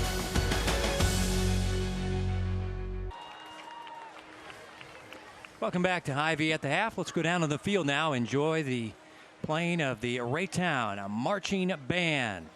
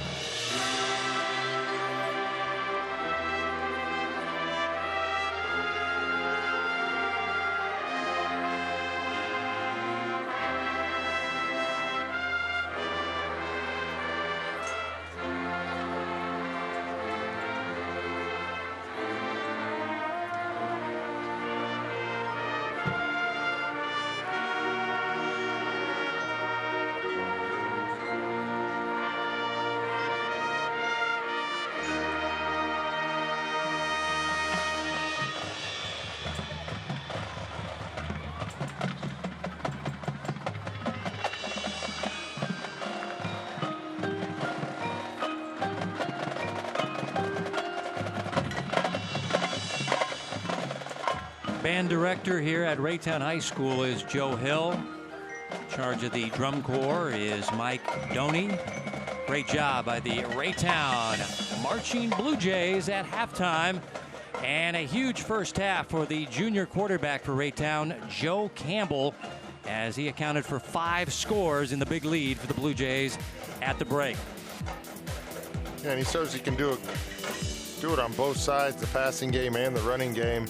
As you see here, eluding the pressure and putting the ball right on the money. And then just a tough guy to bring down. Showing some moves there, but you know, at the end of the day, if you've got a guy that leads your team that, you know, displays the toughness that he does, it's really contagious for your teammates. And you know, he definitely shares the wealth with his teammates, and you see him on the sideline always giving his offensive line high fives and pats on the helmet. You know, that's just something that, you know, a quarterback has to make sure that they do, is take care of those guys, you know, up front. And the guy he's been targeting tonight, number 9, Devontae Key, having a big first half receiving the football. Yeah, and you can see the speed of Key as he just gets behind the secondary there on both of these pass plays. That's on a 4th down and 18. And, you know, that kind of set Raytown up to carry that momentum through the rest of the first half. And then, you know, right there, just one move and then just gets up the sideline. But, you know, when you have the arsenal that he has at the wide receiver position and the running back position, it's easy to see why, you know, he's putting up the numbers that he's putting up this year. Hy-Vee at the half will continue. We got our defensive play of the game to highlight. You're watching Spectrum Sports.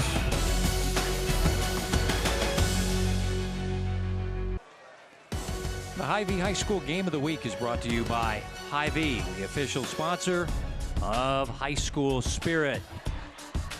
Raytown the big lead at halftime at home on their homecoming 2018 night against a conference opponent in the Bears of William Chrisman. Next week, it's back to the Kansas side and the Sunflower Conference soccer football doubleheader from Seaback. Shawnee Mission North taking on the new Olathe High School, Olathe West High School. Soccer at 5, football game at 7 p.m. Once again from the College Boulevard Activities Complex. Time now to name our defensive play of the game. It's presented by the Iron Workers Local 10. You can learn more about their apprenticeship program by going to ironworkers10.com. Little scoop and score. Johnny Beck. Yeah, it kind of set the tone, you know, early in the game that, you know, they weren't going to allow William Chrisman to throw the ball, force them into a 3rd down situation, and obviously got pressure on the quarterback, force them into that turnover. But as you can see there, Raytown celebrated a lot in that first half in the end zone. Lady needs a little more cowbell. Got to have more cowbell, baby. Well, what's William Chrisman have to do to get back in this? Raytown will have the football to start the second half. They're going to have to get a 3 and out here and get on their offense a little bit here. Yeah, I don't think this is going to be a team that lays over and you know, gives any less effort than they did in that first half. This is a well-coached team. As you mentioned, a lot of those coaches, you know, have been coaching for a long time on that sideline. And, you know, you even saw that last play in the half of the quarterback, you know, running around trying to find a guy to you know, try and get a score there at the end. But definitely you're not going to see a let up on their end. And then for the Raytown guys, you know, it's simple. You got to make sure you come out here and play fundamental football. You don't want to practice any bad habits. You don't want to show anybody up. And obviously William Chrisman's a couple plays away from getting themselves back into this game. So you're just telling your guys to go out there, continue to make plays, and, you know, basically play until the coach tells you you're not playing anymore. Big night for Brian Cox for the Chrisman Bears. He's a hybrid player, a running back, H-back, tight end, and shows some great wheels here. Yeah, does a good job of being patient with finding that running lane, and then once he finds that running lane, you know, attacking it, running downhill. breaking through a couple arm tackles there, and you see a little bit of his breakaway speed there as he ends up in the end zone. And the crazy thing is he's on the kickoff team on the next play, so he's definitely a guy that he does a lot of things for this team, and you always applaud these guys that play multiple positions, but when you see a starter playing on special teams, that means it's a special guy because he's willing to put in that effort and time to help his team out in any way that he can. That run was 50 yards by Brian Cox.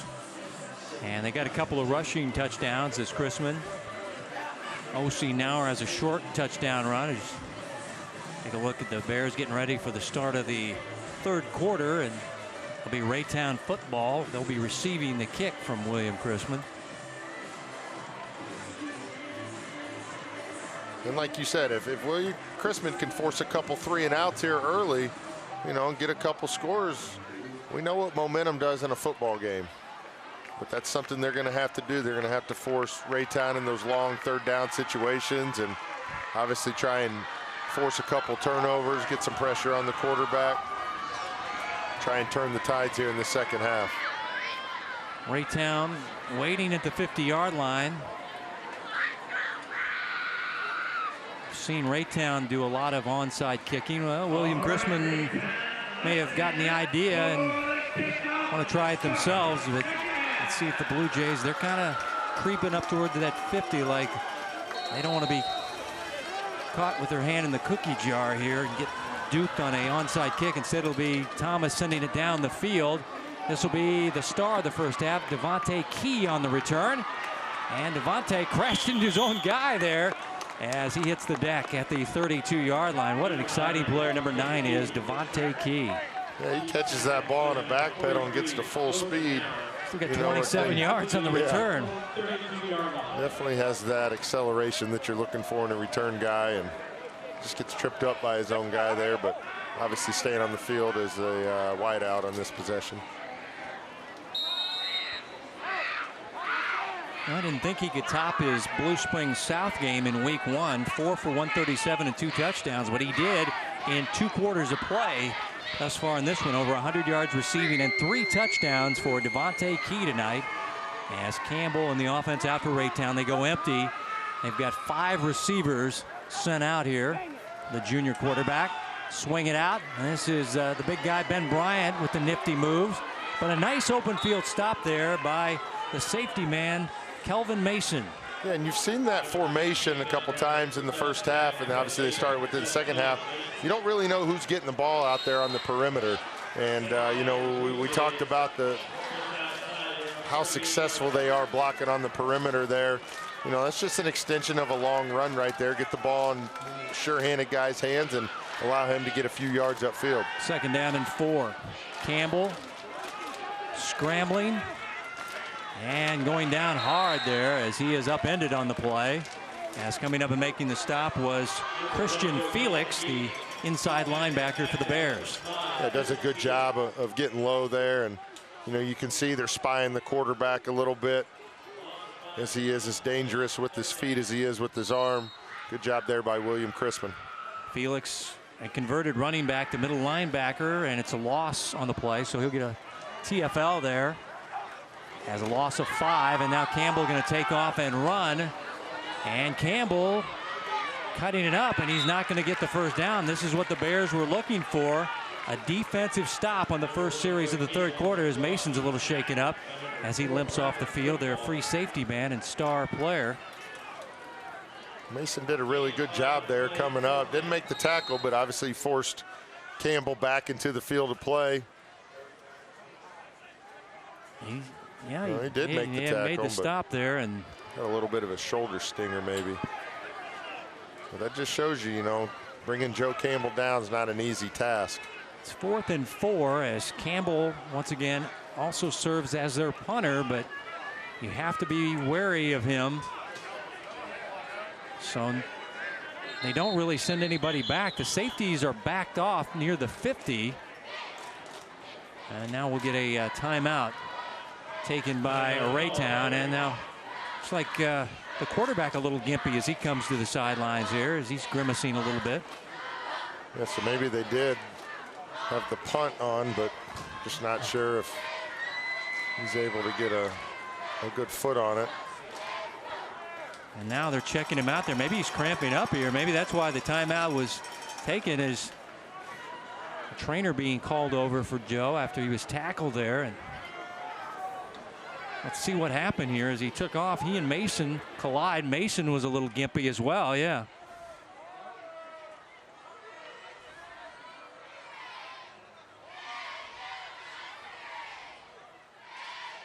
No, sometimes, you know, those pads don't cover all the way around the hip, and, you know, you can.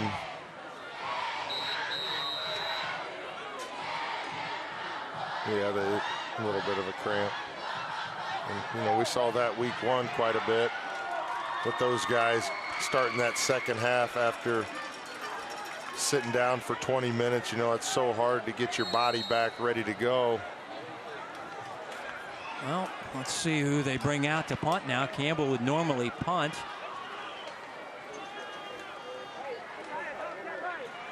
Looks like one of their kickers is going to do the punting. They have a bunch of kickers. Looks like Jesse Nickel is coming out, number 19, to punt it away on 4th down. And nearly punted into the back of his protector there. He's able to get it away. And Raytown will touch it down near the 25-yard line. It's definitely an unconventional punt formation, as you said. Yeah, the protector almost took the punt right off his back after the 36-yard effort. It worked out. Watch again here. Yeah, and if you're scouting this game.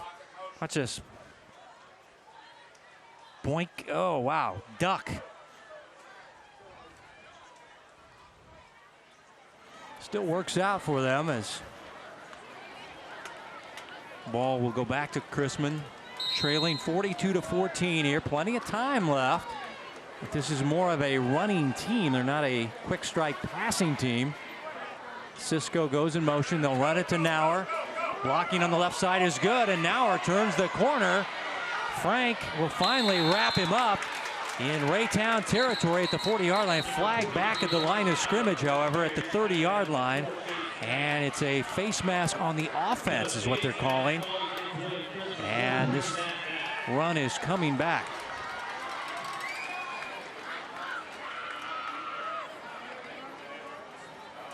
So this will end up costing them about 45 yards.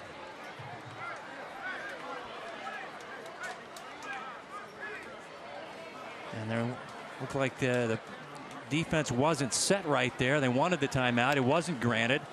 After a 35-yard run is going to be negated by a face mask. So Raytown going to dodge a bullet here. And we mentioned that Chrisman has shot themselves in the foot with the turnovers, but they've had some bad penalties tonight, Johnny. Yeah, and that was a tough one. Looked like, you know, both sides of the ball had their hands up by the face mask, but, you know, obviously it's where the referee's angle is that he's going to throw that flag, but that's a 45-yard penalty right there. 1st and 22, a little trickeration here as they give it off to Cox. This play worked in the first half. It might work here in the second half. Cox turning on the speed, and he's finally run down by Frank, who's made 2 saving tackles on the last couple of plays. Doesn't look like there's any penalty flags here as Cox having a big night running the football tonight for the Bears. Well, again, you see the patience by Cox allowing his guys to get out in front, and then shows a little bit of speed getting in the secondary. But again, you can't say enough good things about Frank right there. Not giving up on the play, running the guy down from behind and saving a touchdown. 45 yards. Cox has a 50-yard rushing touchdown in the first half. And this is a handoff to Cisco breaking free. Trayvon Cisco, forget about it. He's got the 4.5 speed. They will not catch him. And back in the ball game come the Bears, as this play will go 40 yards for Trayvon Cisco. So defense does a good job coming out, forcing a 3 and out. Offense gets right back on the field, uses that momentum. Quick score right there. It's all about momentum here. Obviously, you see that these guys aren't giving up on the William Chrisman sideline. They think that they can, you know, obviously make a run at this game. But it all starts on the defensive side for them.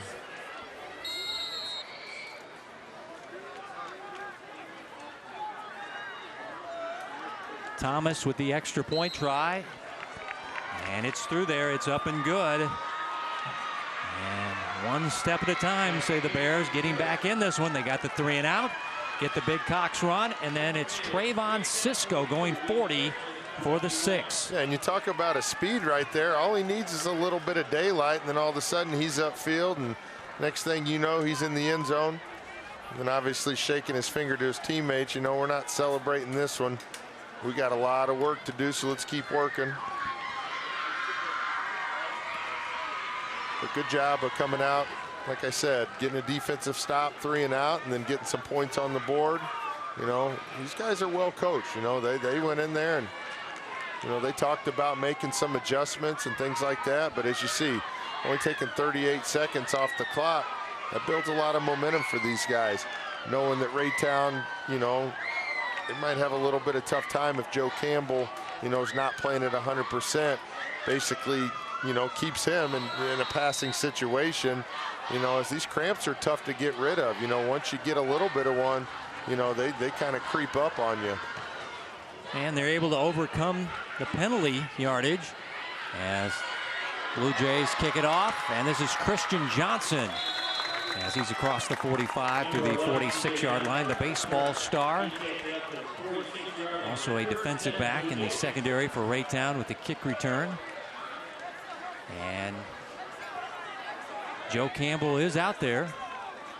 So he is back in the quarterback slot for Raytown. He's had a big night. 3 passing touchdowns, 2 rushing touchdowns. Cramped up on the last drive. Was not able to punt. Good starting field position here for Raytown on that good return by Christian. That's twice now he's picked up a ground ball and done a good job of getting some yards on that return. Well, he is a shortstop during the baseball season, so he's got the good hands. This is Messiah Miller, able to elude some tacklers in the backfield and gain a couple of yards. Messiah was one of the homecoming king candidates. And once again, we didn't deny you the king and queen for 2018. They did not announce it, so apparently they're going to announce the Raytown homecoming king and queen at a later date. Got to keep it suspenseful, right? Right. Well, keep us guessing. They're definitely working hard on the homecoming weekend. The hallways are looking very Hawaiian, and it's like a lot of fun. Pass to the flat, and a stiff arm by Hudson. Still dancing and going nowhere. As good coverage there, as that was Marcus Wigfall. Also back there was Felix, but Wigfall ended up with the tackle, but Hudson not able to get free here. And he missed the tackle initially, but does a good job of getting back on his feet, circles back around, and ends up making the tackle. So as you see, these guys on the William Chrisman sideline, they're playing with some energy right now, and you know, they just want to get back in this ball game and force Raytown into long third down situations. They're in it right now. 3rd down and 10. Campbell rolling, throwing, finding his man, and it is a 1st down catch for the bruising Ben Bryant as he pounded a couple of defenders before he ran it out of bounds inside the 40-yard line. Well, we've seen this guy block, and when he catches the football, you better bring the wood to bring him down because he's going to hit you. Well, great play design right there. They just ran a boom. They just ran a flood route where they had guys at different levels, and Ben Bryant does a good job of getting behind that first level and just kind of finding some empty space there and catching the ball, getting upfield. Good job by Joe Campbell, getting outside the pocket, firing a strike. Good 1st down conversion, 1st and 10 inside the 40. It's a quarterback design run and sliding into second base. They'll spot him at the 32-yard line, a 6-yard gain, and now the cramps are coming back for Joe Campbell, the star quarterback for Raytown, as we'll get an injury timeout here. Well, Johnny, you mentioned that once they set in, they could keep coming your way. Well, we saw Eric Olson in week 1 for Blue Valley, week 1 for the Kansas side for Blue Valley, and you know, he just wasn't able to get back in the second half, and you wonder right now if, you know, the one thing you don't want to see is a full body cramp. And you know, those things are scary when your body starts to lock up. You know, it obviously starts around the calf area, but you can see that, you know, he goes straight for that calf muscle, and you know, they're going to do every single thing they can to try and work that out. And, you know, we talked about it, pickle juice or Pedialyte or salt water, Gatorade, whatever it is. You know, this is the guy that they count on in their offense. So, you know, if he's down, you know, who's the leader of this offense? I know they got a lot of good playmakers out there. So we'll see if the backup can step in and obviously be the next man up. I remember watching the players come into the training camp dormitory for the Kansas City Chiefs there at Missouri Western, and in his hand a couple of jugs of Pedialyte. Sammy Watkins brought him in, and everybody was like, what's with the Pedialyte? That's for kids. No, it's actually to prevent cramps and hydration. So you see even the pros using the Pedialyte. And well, that's one thing, you know, that you have to do is you have to take care of your body during the course of the week. You know, you can't wait until 2 hours before game time or the morning of. You know, it starts, you know, Monday morning, and, you know, it almost just becomes a habit that, you know, you stay away from the soda, you stay away from the sugar drinks, and, you know, you just really focus on water and, you know, trying to build up that tolerance, because once those cramps start to set in, you know, you're going to have a tough time getting rid of them.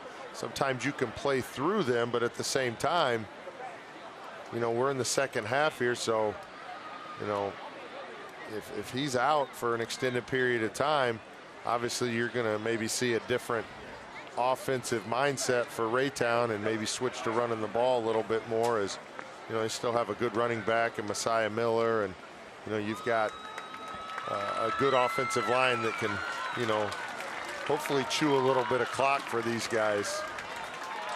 fans give him a nice round of applause as the trainers help their star quarterback Joe Campbell off the field. Again, he's getting it's like in his calf muscles is what we've seen him kind of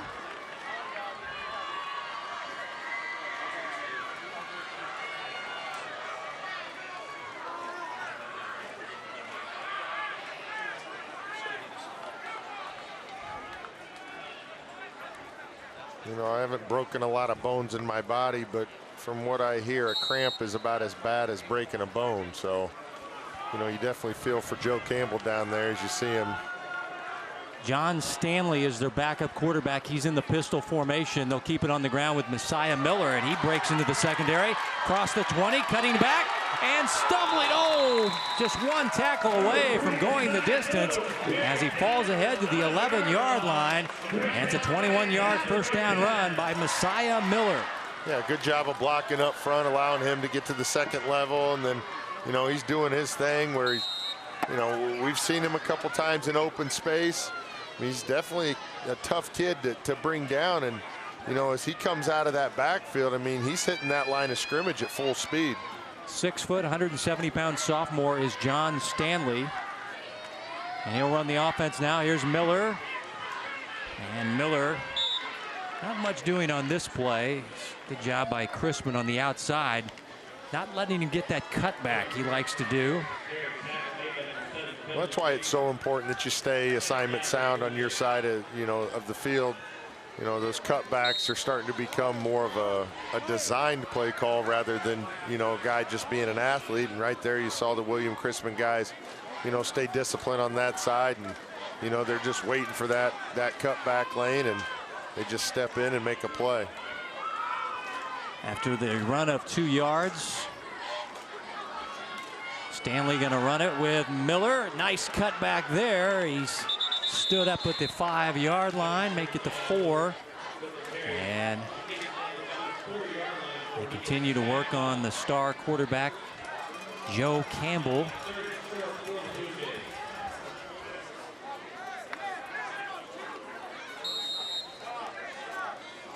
He ran into Felix there, but not after a nice run, leaving him 3rd down and 2. As the Blue Jays, second drive of the 3rd quarter, trying to get some points here, but they have their backup quarterback in as their starter has left the field with cramps. Joe Campbell, and John Stanley is in there.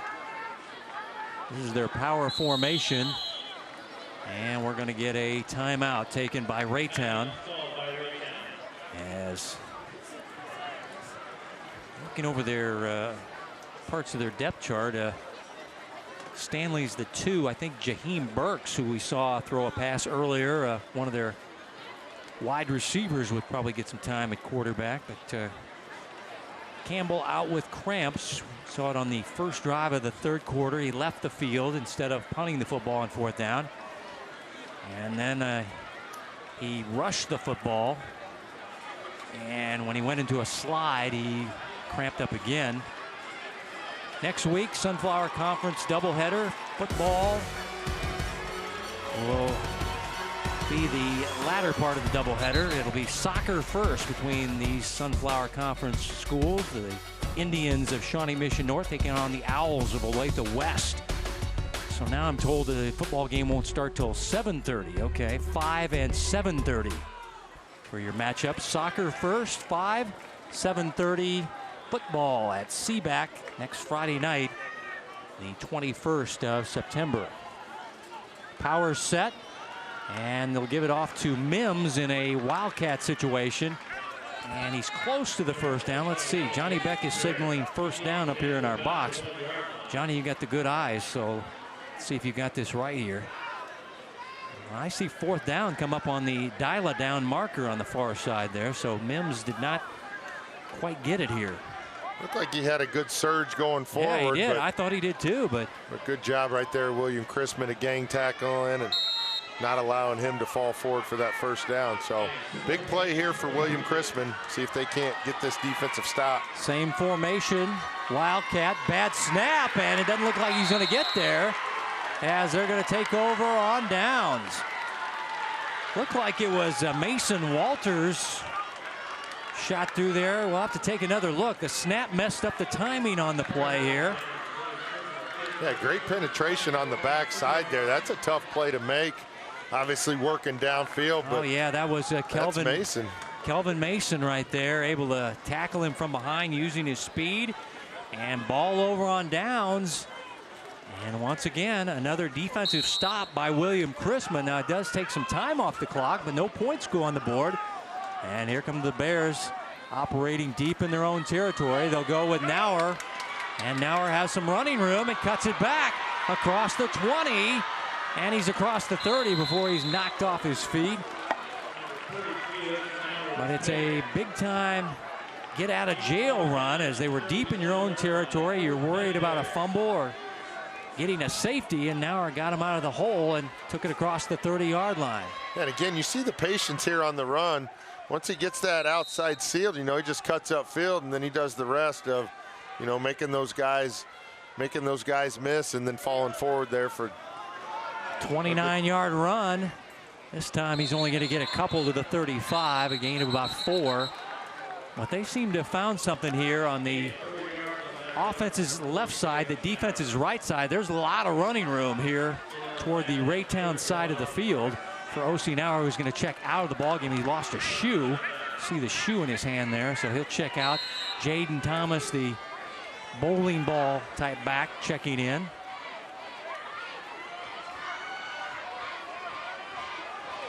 Jaden going to get a touch.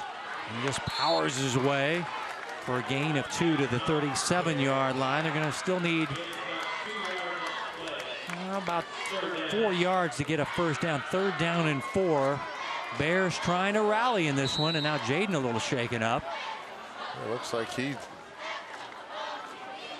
may have taken a helmet off the knee there. They give it off to Brian Cox. Wrapped up short of the first down by Aubrey Martin. It's going to be 4th down and decision time if you're the Bears here, and I have a feeling that they're probably going to go for it here, Johnny. They got the momentum. Their defense is playing well here in the second half. Yeah, they haven't had many negative running plays today, so you would assume that there's, you know, a lot of confidence right now to get this first down. We'll see if they try and draw them off sides or if they go with a quick count here and try and get Raytown on their heels.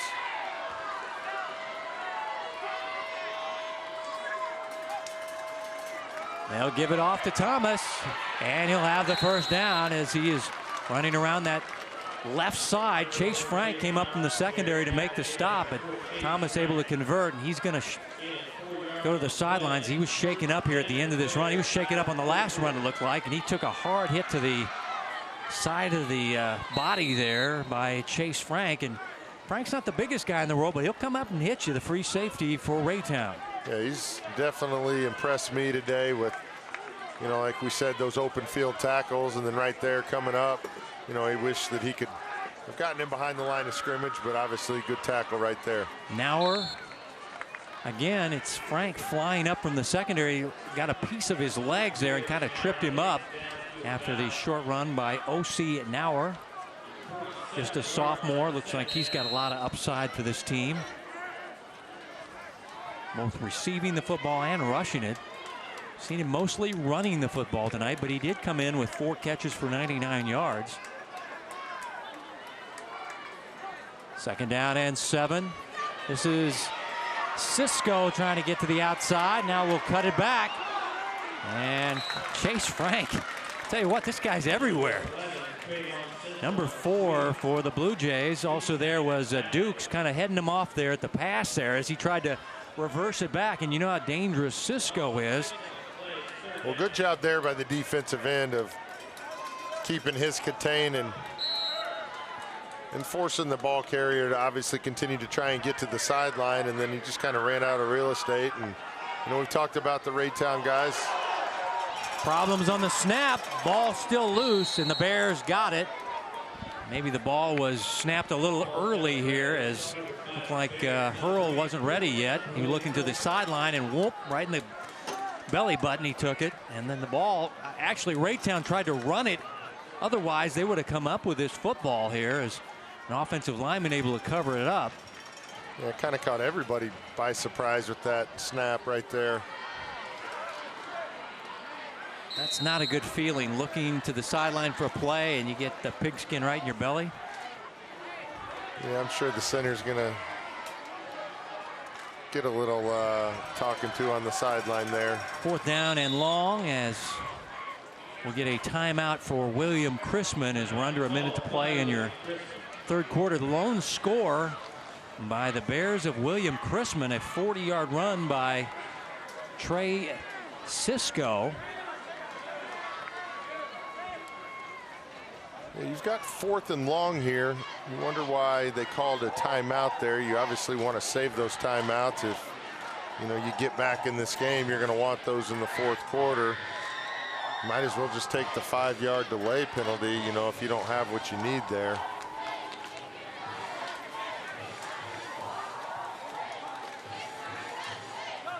Coach Matt Perry, who started his coaching career in Western Kansas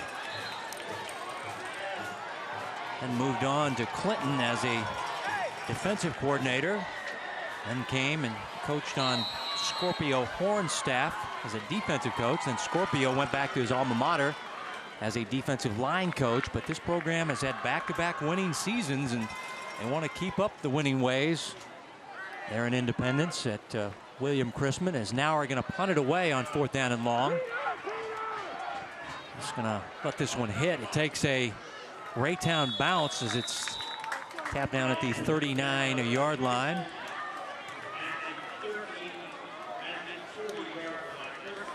Not a long punt there. 29 yards.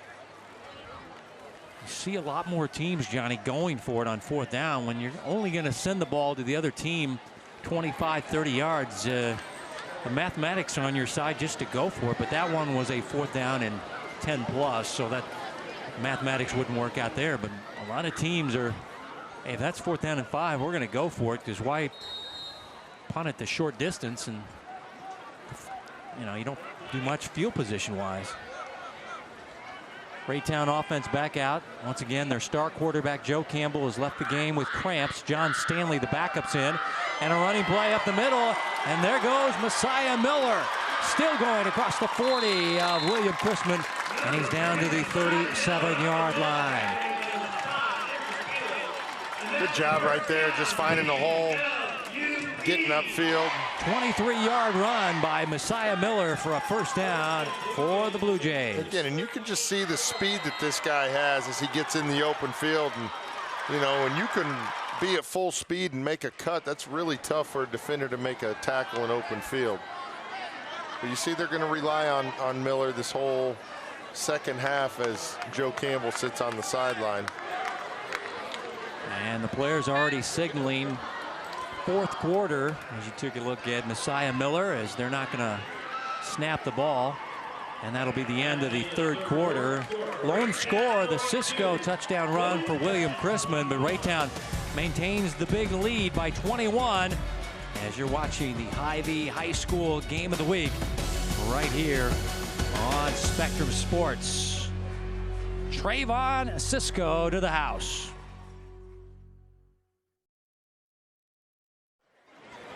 Let's take a look at your Hy-Vee scoring by quarters as the star quarterback for Raytown once again having cramp issues in his calves.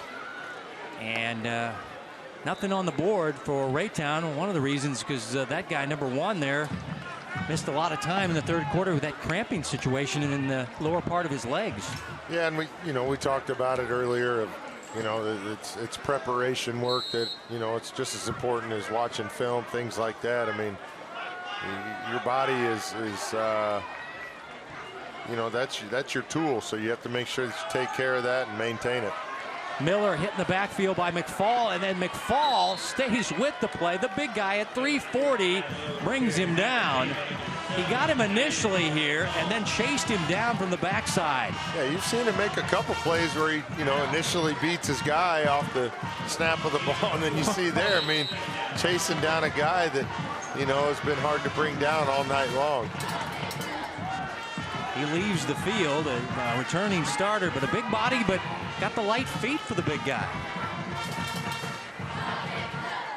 Now 2nd down and 8. Once again, the backup quarterback operating the Raytown offense is John Stanley. He's a sophomore.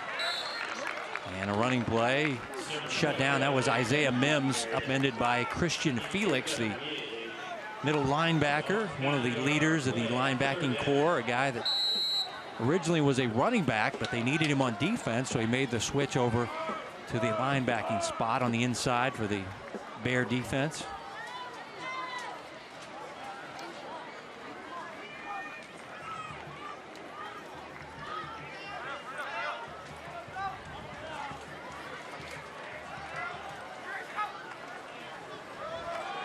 Running play on 3rd down. Face mask is going to be called as the flags fly in near the 33-yard line, as that was Mims on the tote, and they got the face mask on him. Yeah, it looked like as he was bringing him down, just kind of got his hand up there. Yeah. Yep. And again, you run the risk of, when you try and tackle somebody high, that, as you're trying to wrap up, your hand can easily grab that face mask, and before you know it, there's no 5-yard face mask anymore. It's all 15 yards. So regardless if you yank on it or incidental grab, it's still a 15-yard penalty. Penalty yardage tonight, not good for William Chrisman. They've had 3 turnovers.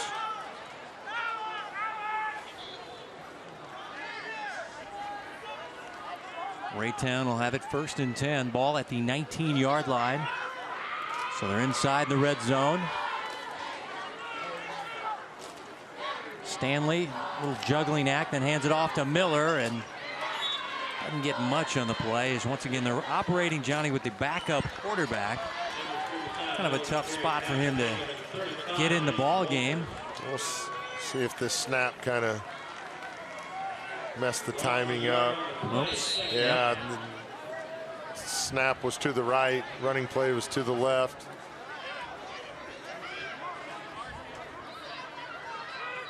Obviously, you can't afford any turnovers here if you're Raytown. Just take care of the football. Messiah Miller out of the pistol with running room. And he's down to the 15-yard line, a gain of 4. Raytown's in no hurry here. They're just trying to keep the ball in their possession, work it down the field. Obviously, not trying to turn the ball over. No stupid penalties. Just keep that clock running.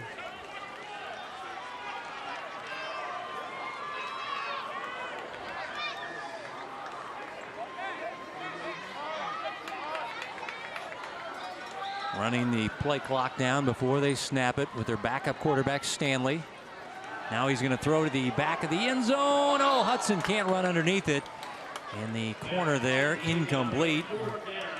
So it'll be 4th down. And they're going to still need 6 yards here. They want to try a field goal attempt. Well, they go for it here. Here comes Joe Campbell back out on the field.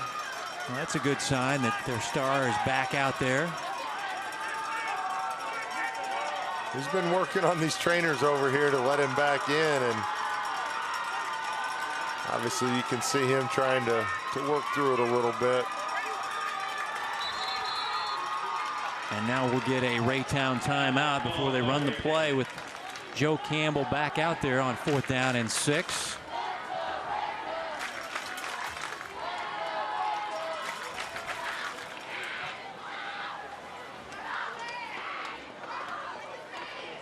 Proud sponsor of tonight's Ivy High School Game of the Week, Concord Career College.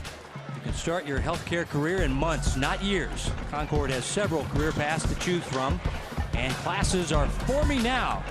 You can find out more by visiting concord.edu.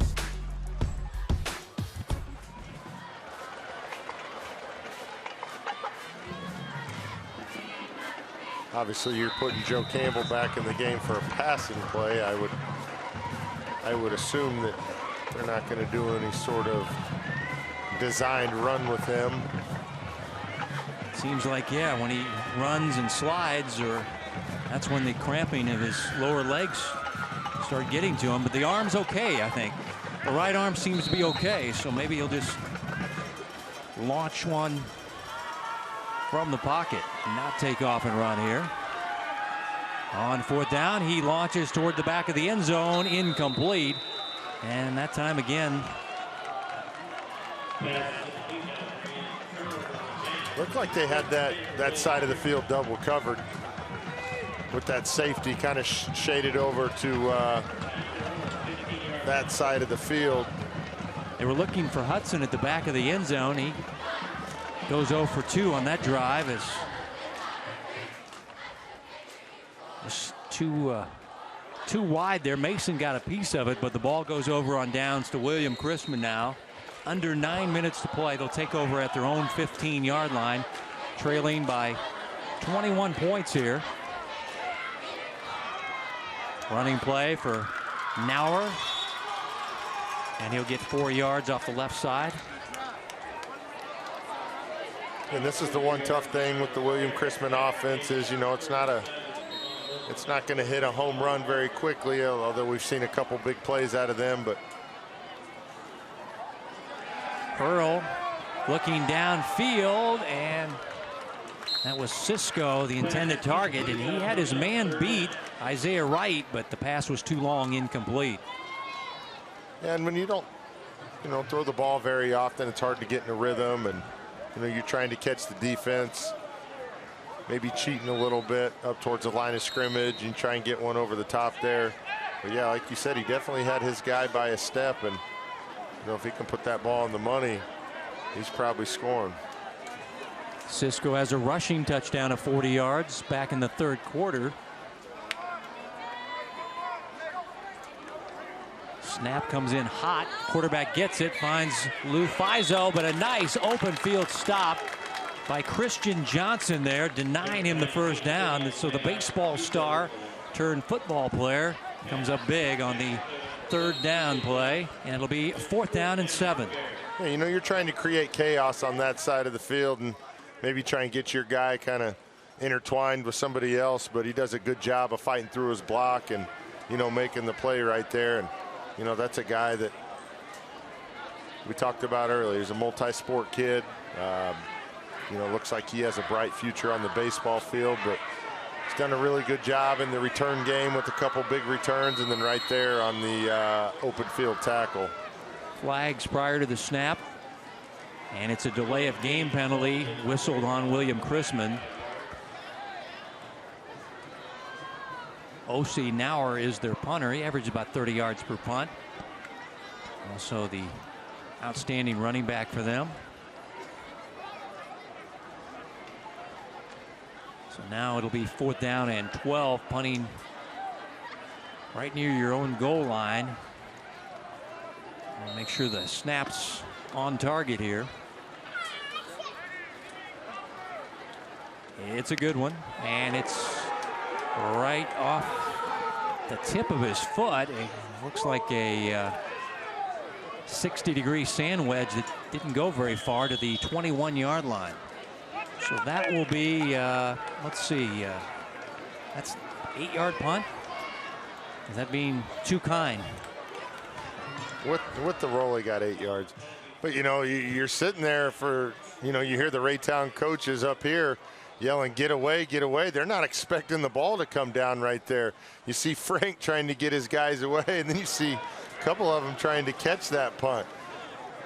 You've got to just turn and run the other way there. You never know if that ball is going to take a short hop and hit you in the heel or something like that. Best thing to do there is turn, run the other way, so you have no chance of touching that ball. Single digits on the punt, and short field now for Stanley, who juggles the snap from center and now will go down in a heap. Brian Cox will get credit for a tackle for a loss. So we've seen Campbell in the ball game on that 4th down play, but it looks like their star player is probably not going to play maybe the rest of the ball game. As snap for Stanley a little wide and to the right there. Right. There's Ben Cox. That guy's been all over the field, both sides of the ball.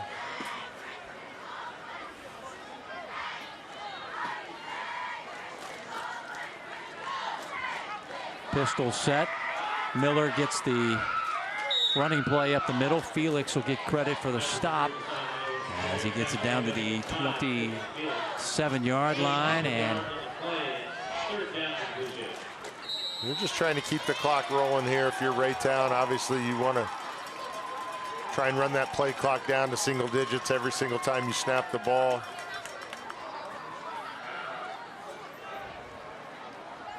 William Chrisman down 3 possessions, so obviously the deeper this gets in the 4th quarter, the better you feel about it, but you definitely don't want to give up a big play here.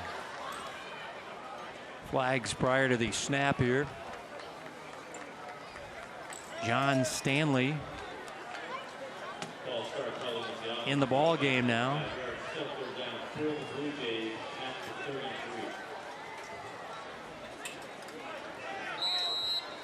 I was here on Monday for their JV game. I don't remember if John was out there or not. The JV squad for Raytown was putting it on Ray South after I left the coach's office. So JV squad looking good in the lower ranks for the Blue Jay football program as Messiah Miller breaking free and turning on the speed.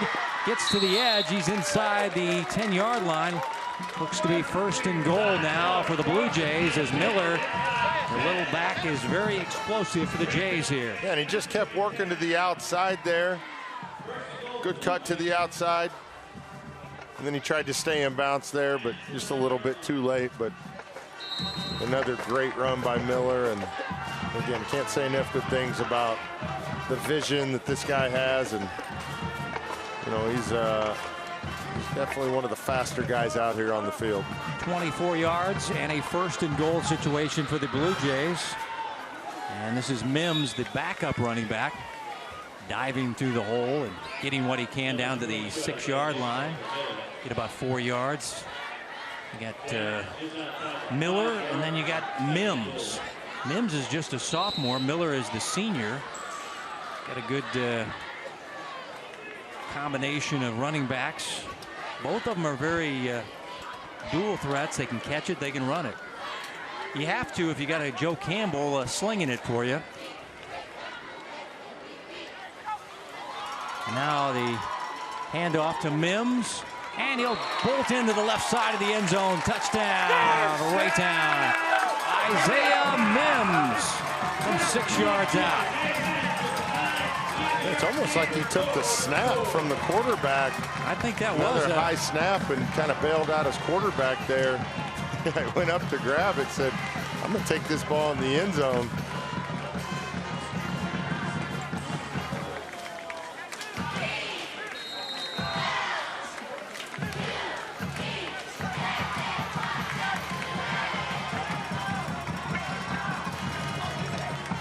his first rushing touchdown of the year is McCready, the PAT, and he hooks it through there. It's good.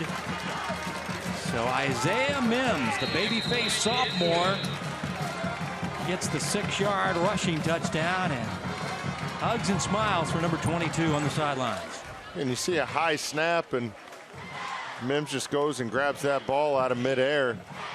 You know, we talked about it when Joe Campbell went down. They were going to turn into a one-dimensional offense, and these two running backs, Mims and Miller, have done a really good job of carrying the load here for most of the second half.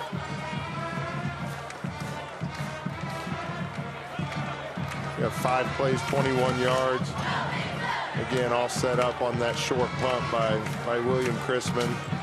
The 5 plays, taking 2:20 off the clock. That's all they were trying to do there, and you know, good for Mims to get a touchdown on a homecoming night here.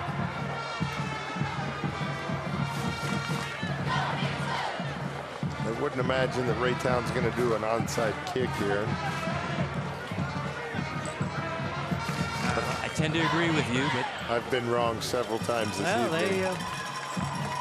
That's what the scouting report says. 80% of the time they will onside kick it, but not when they lead at 49-21, just over 5 to play. And regulation, fans still enjoying themselves on a homecoming 2018 Hawaiian luau theme. Been to a luau, Johnny? I have not. One thing I have yet to experience, a little pig roast luau. Pig roast, yeah, it's really good, actually.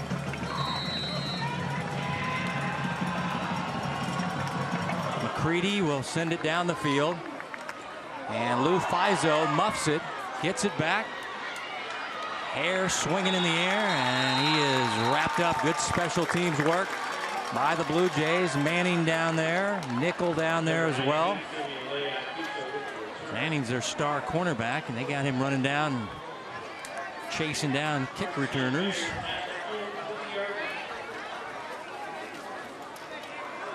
You know, when you set the expectation that, you know, you're not too good or big time to play special teams, you know, that's a third of the game, and there's a lot of plays to be made on special teams, so I like seeing the starters lining up out there. This is O.C. Nauer with running room. Nice little shake and bake, and a flag is down as he is ripped down by his face mask at around the 35. Or maybe it's a grabbing of his shoulder pads in the old horse collar maneuver here. Let's see if we can see what happened here. It's an illegal tackle of some kind here. Yep, right there. Got the lacing there of the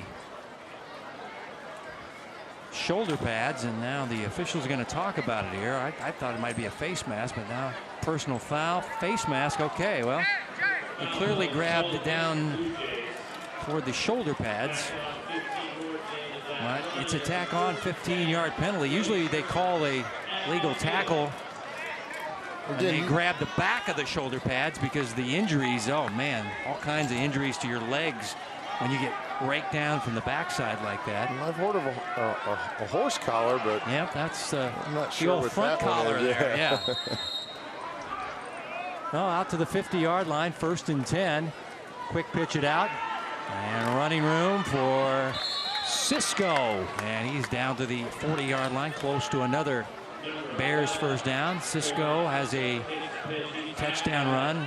Mentioned earlier in the broadcast that he had back-to-back games with kickoff returns, but he's got 6 more tonight on that 40-yard third-quarter rushing touchdown. He is one of their big play threats for the Bears.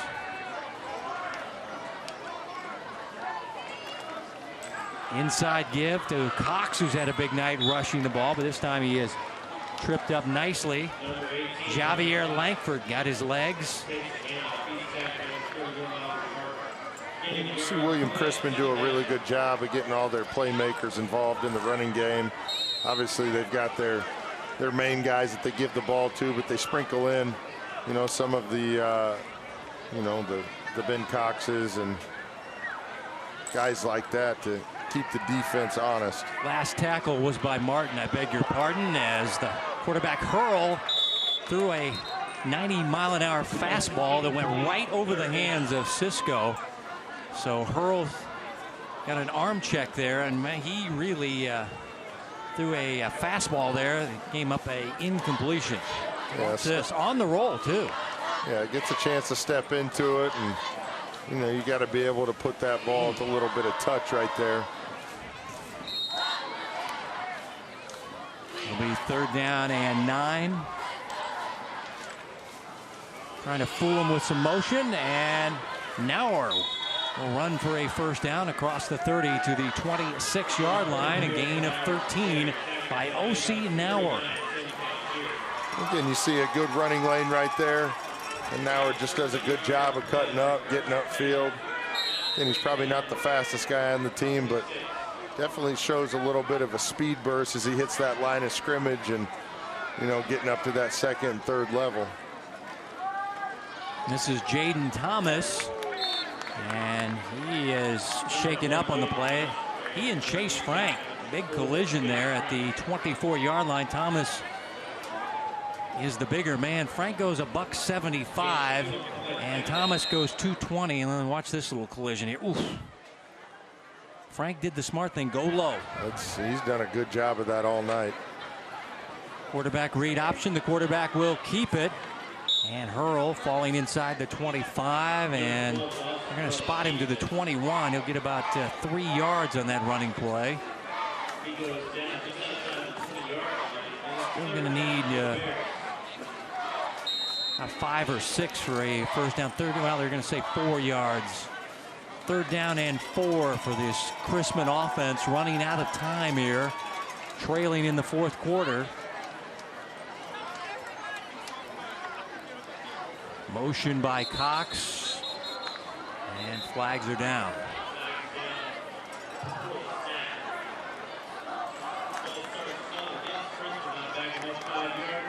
So we now 3rd down and 9 with the 5-yard penalty. There's another Hurl coming up through the Chrisman system, and I understand he's a quarterback, Dane Hurl. He's just a freshman. Let's see another Hurl at the quarterback slot for the Bears in a few years.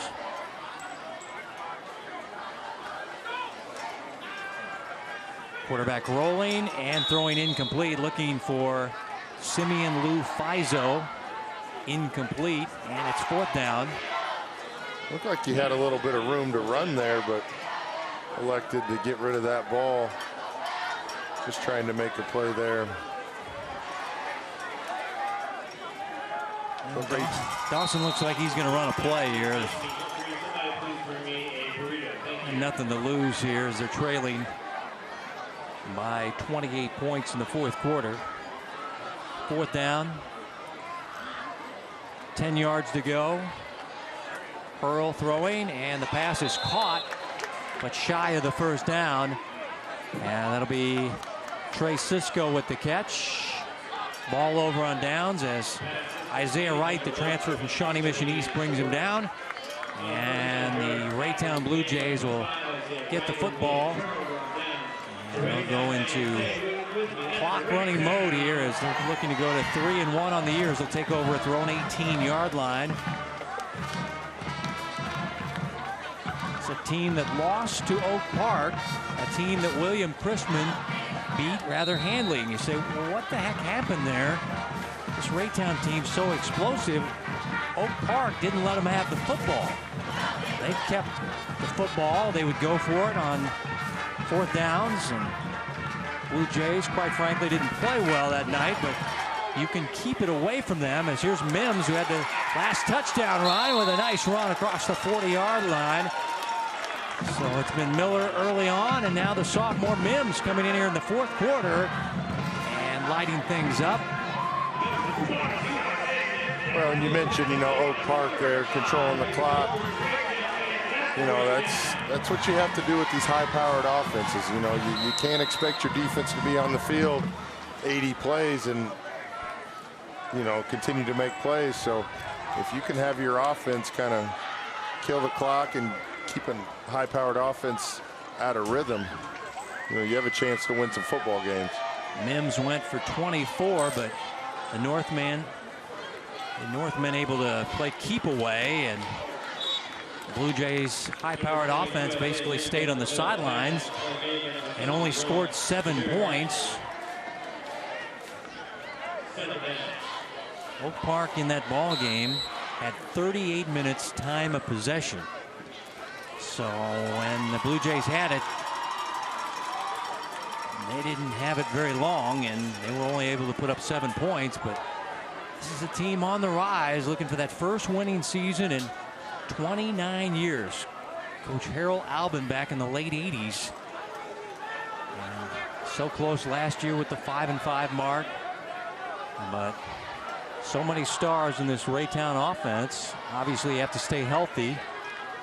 As here's Mims still on his feet. Mims, this is a hearty backup coming in for Miller. You don't get a drop-off much as far as talent when 3 leaves and 22 comes in.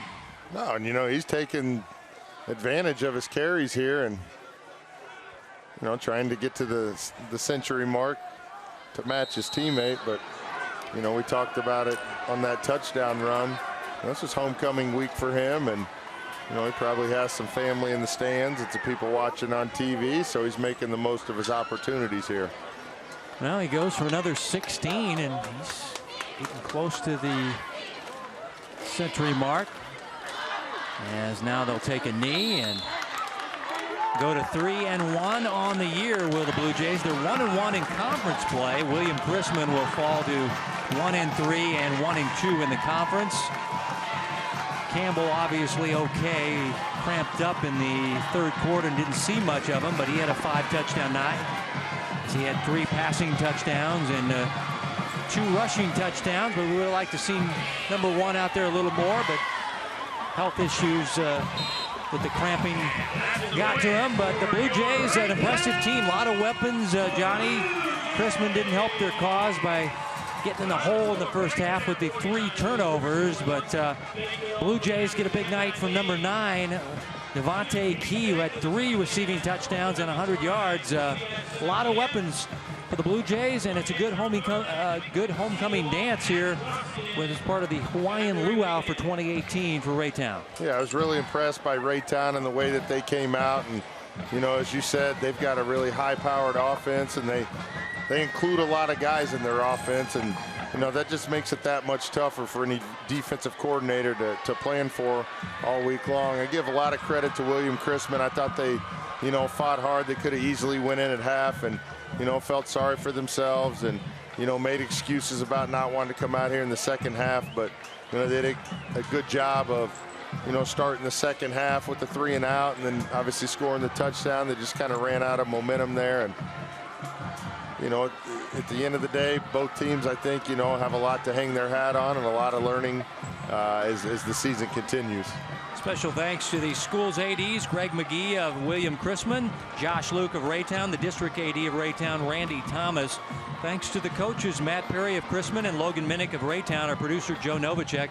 For Johnny Beck and our entire Spectrum Sports broadcasting crew, this is Kevin White saying so long from the Chitwood Stadium at Raytown High School. Our final once again, it's all about the Blue Jays as they win it 49-21 as we say goodnight from Raytown.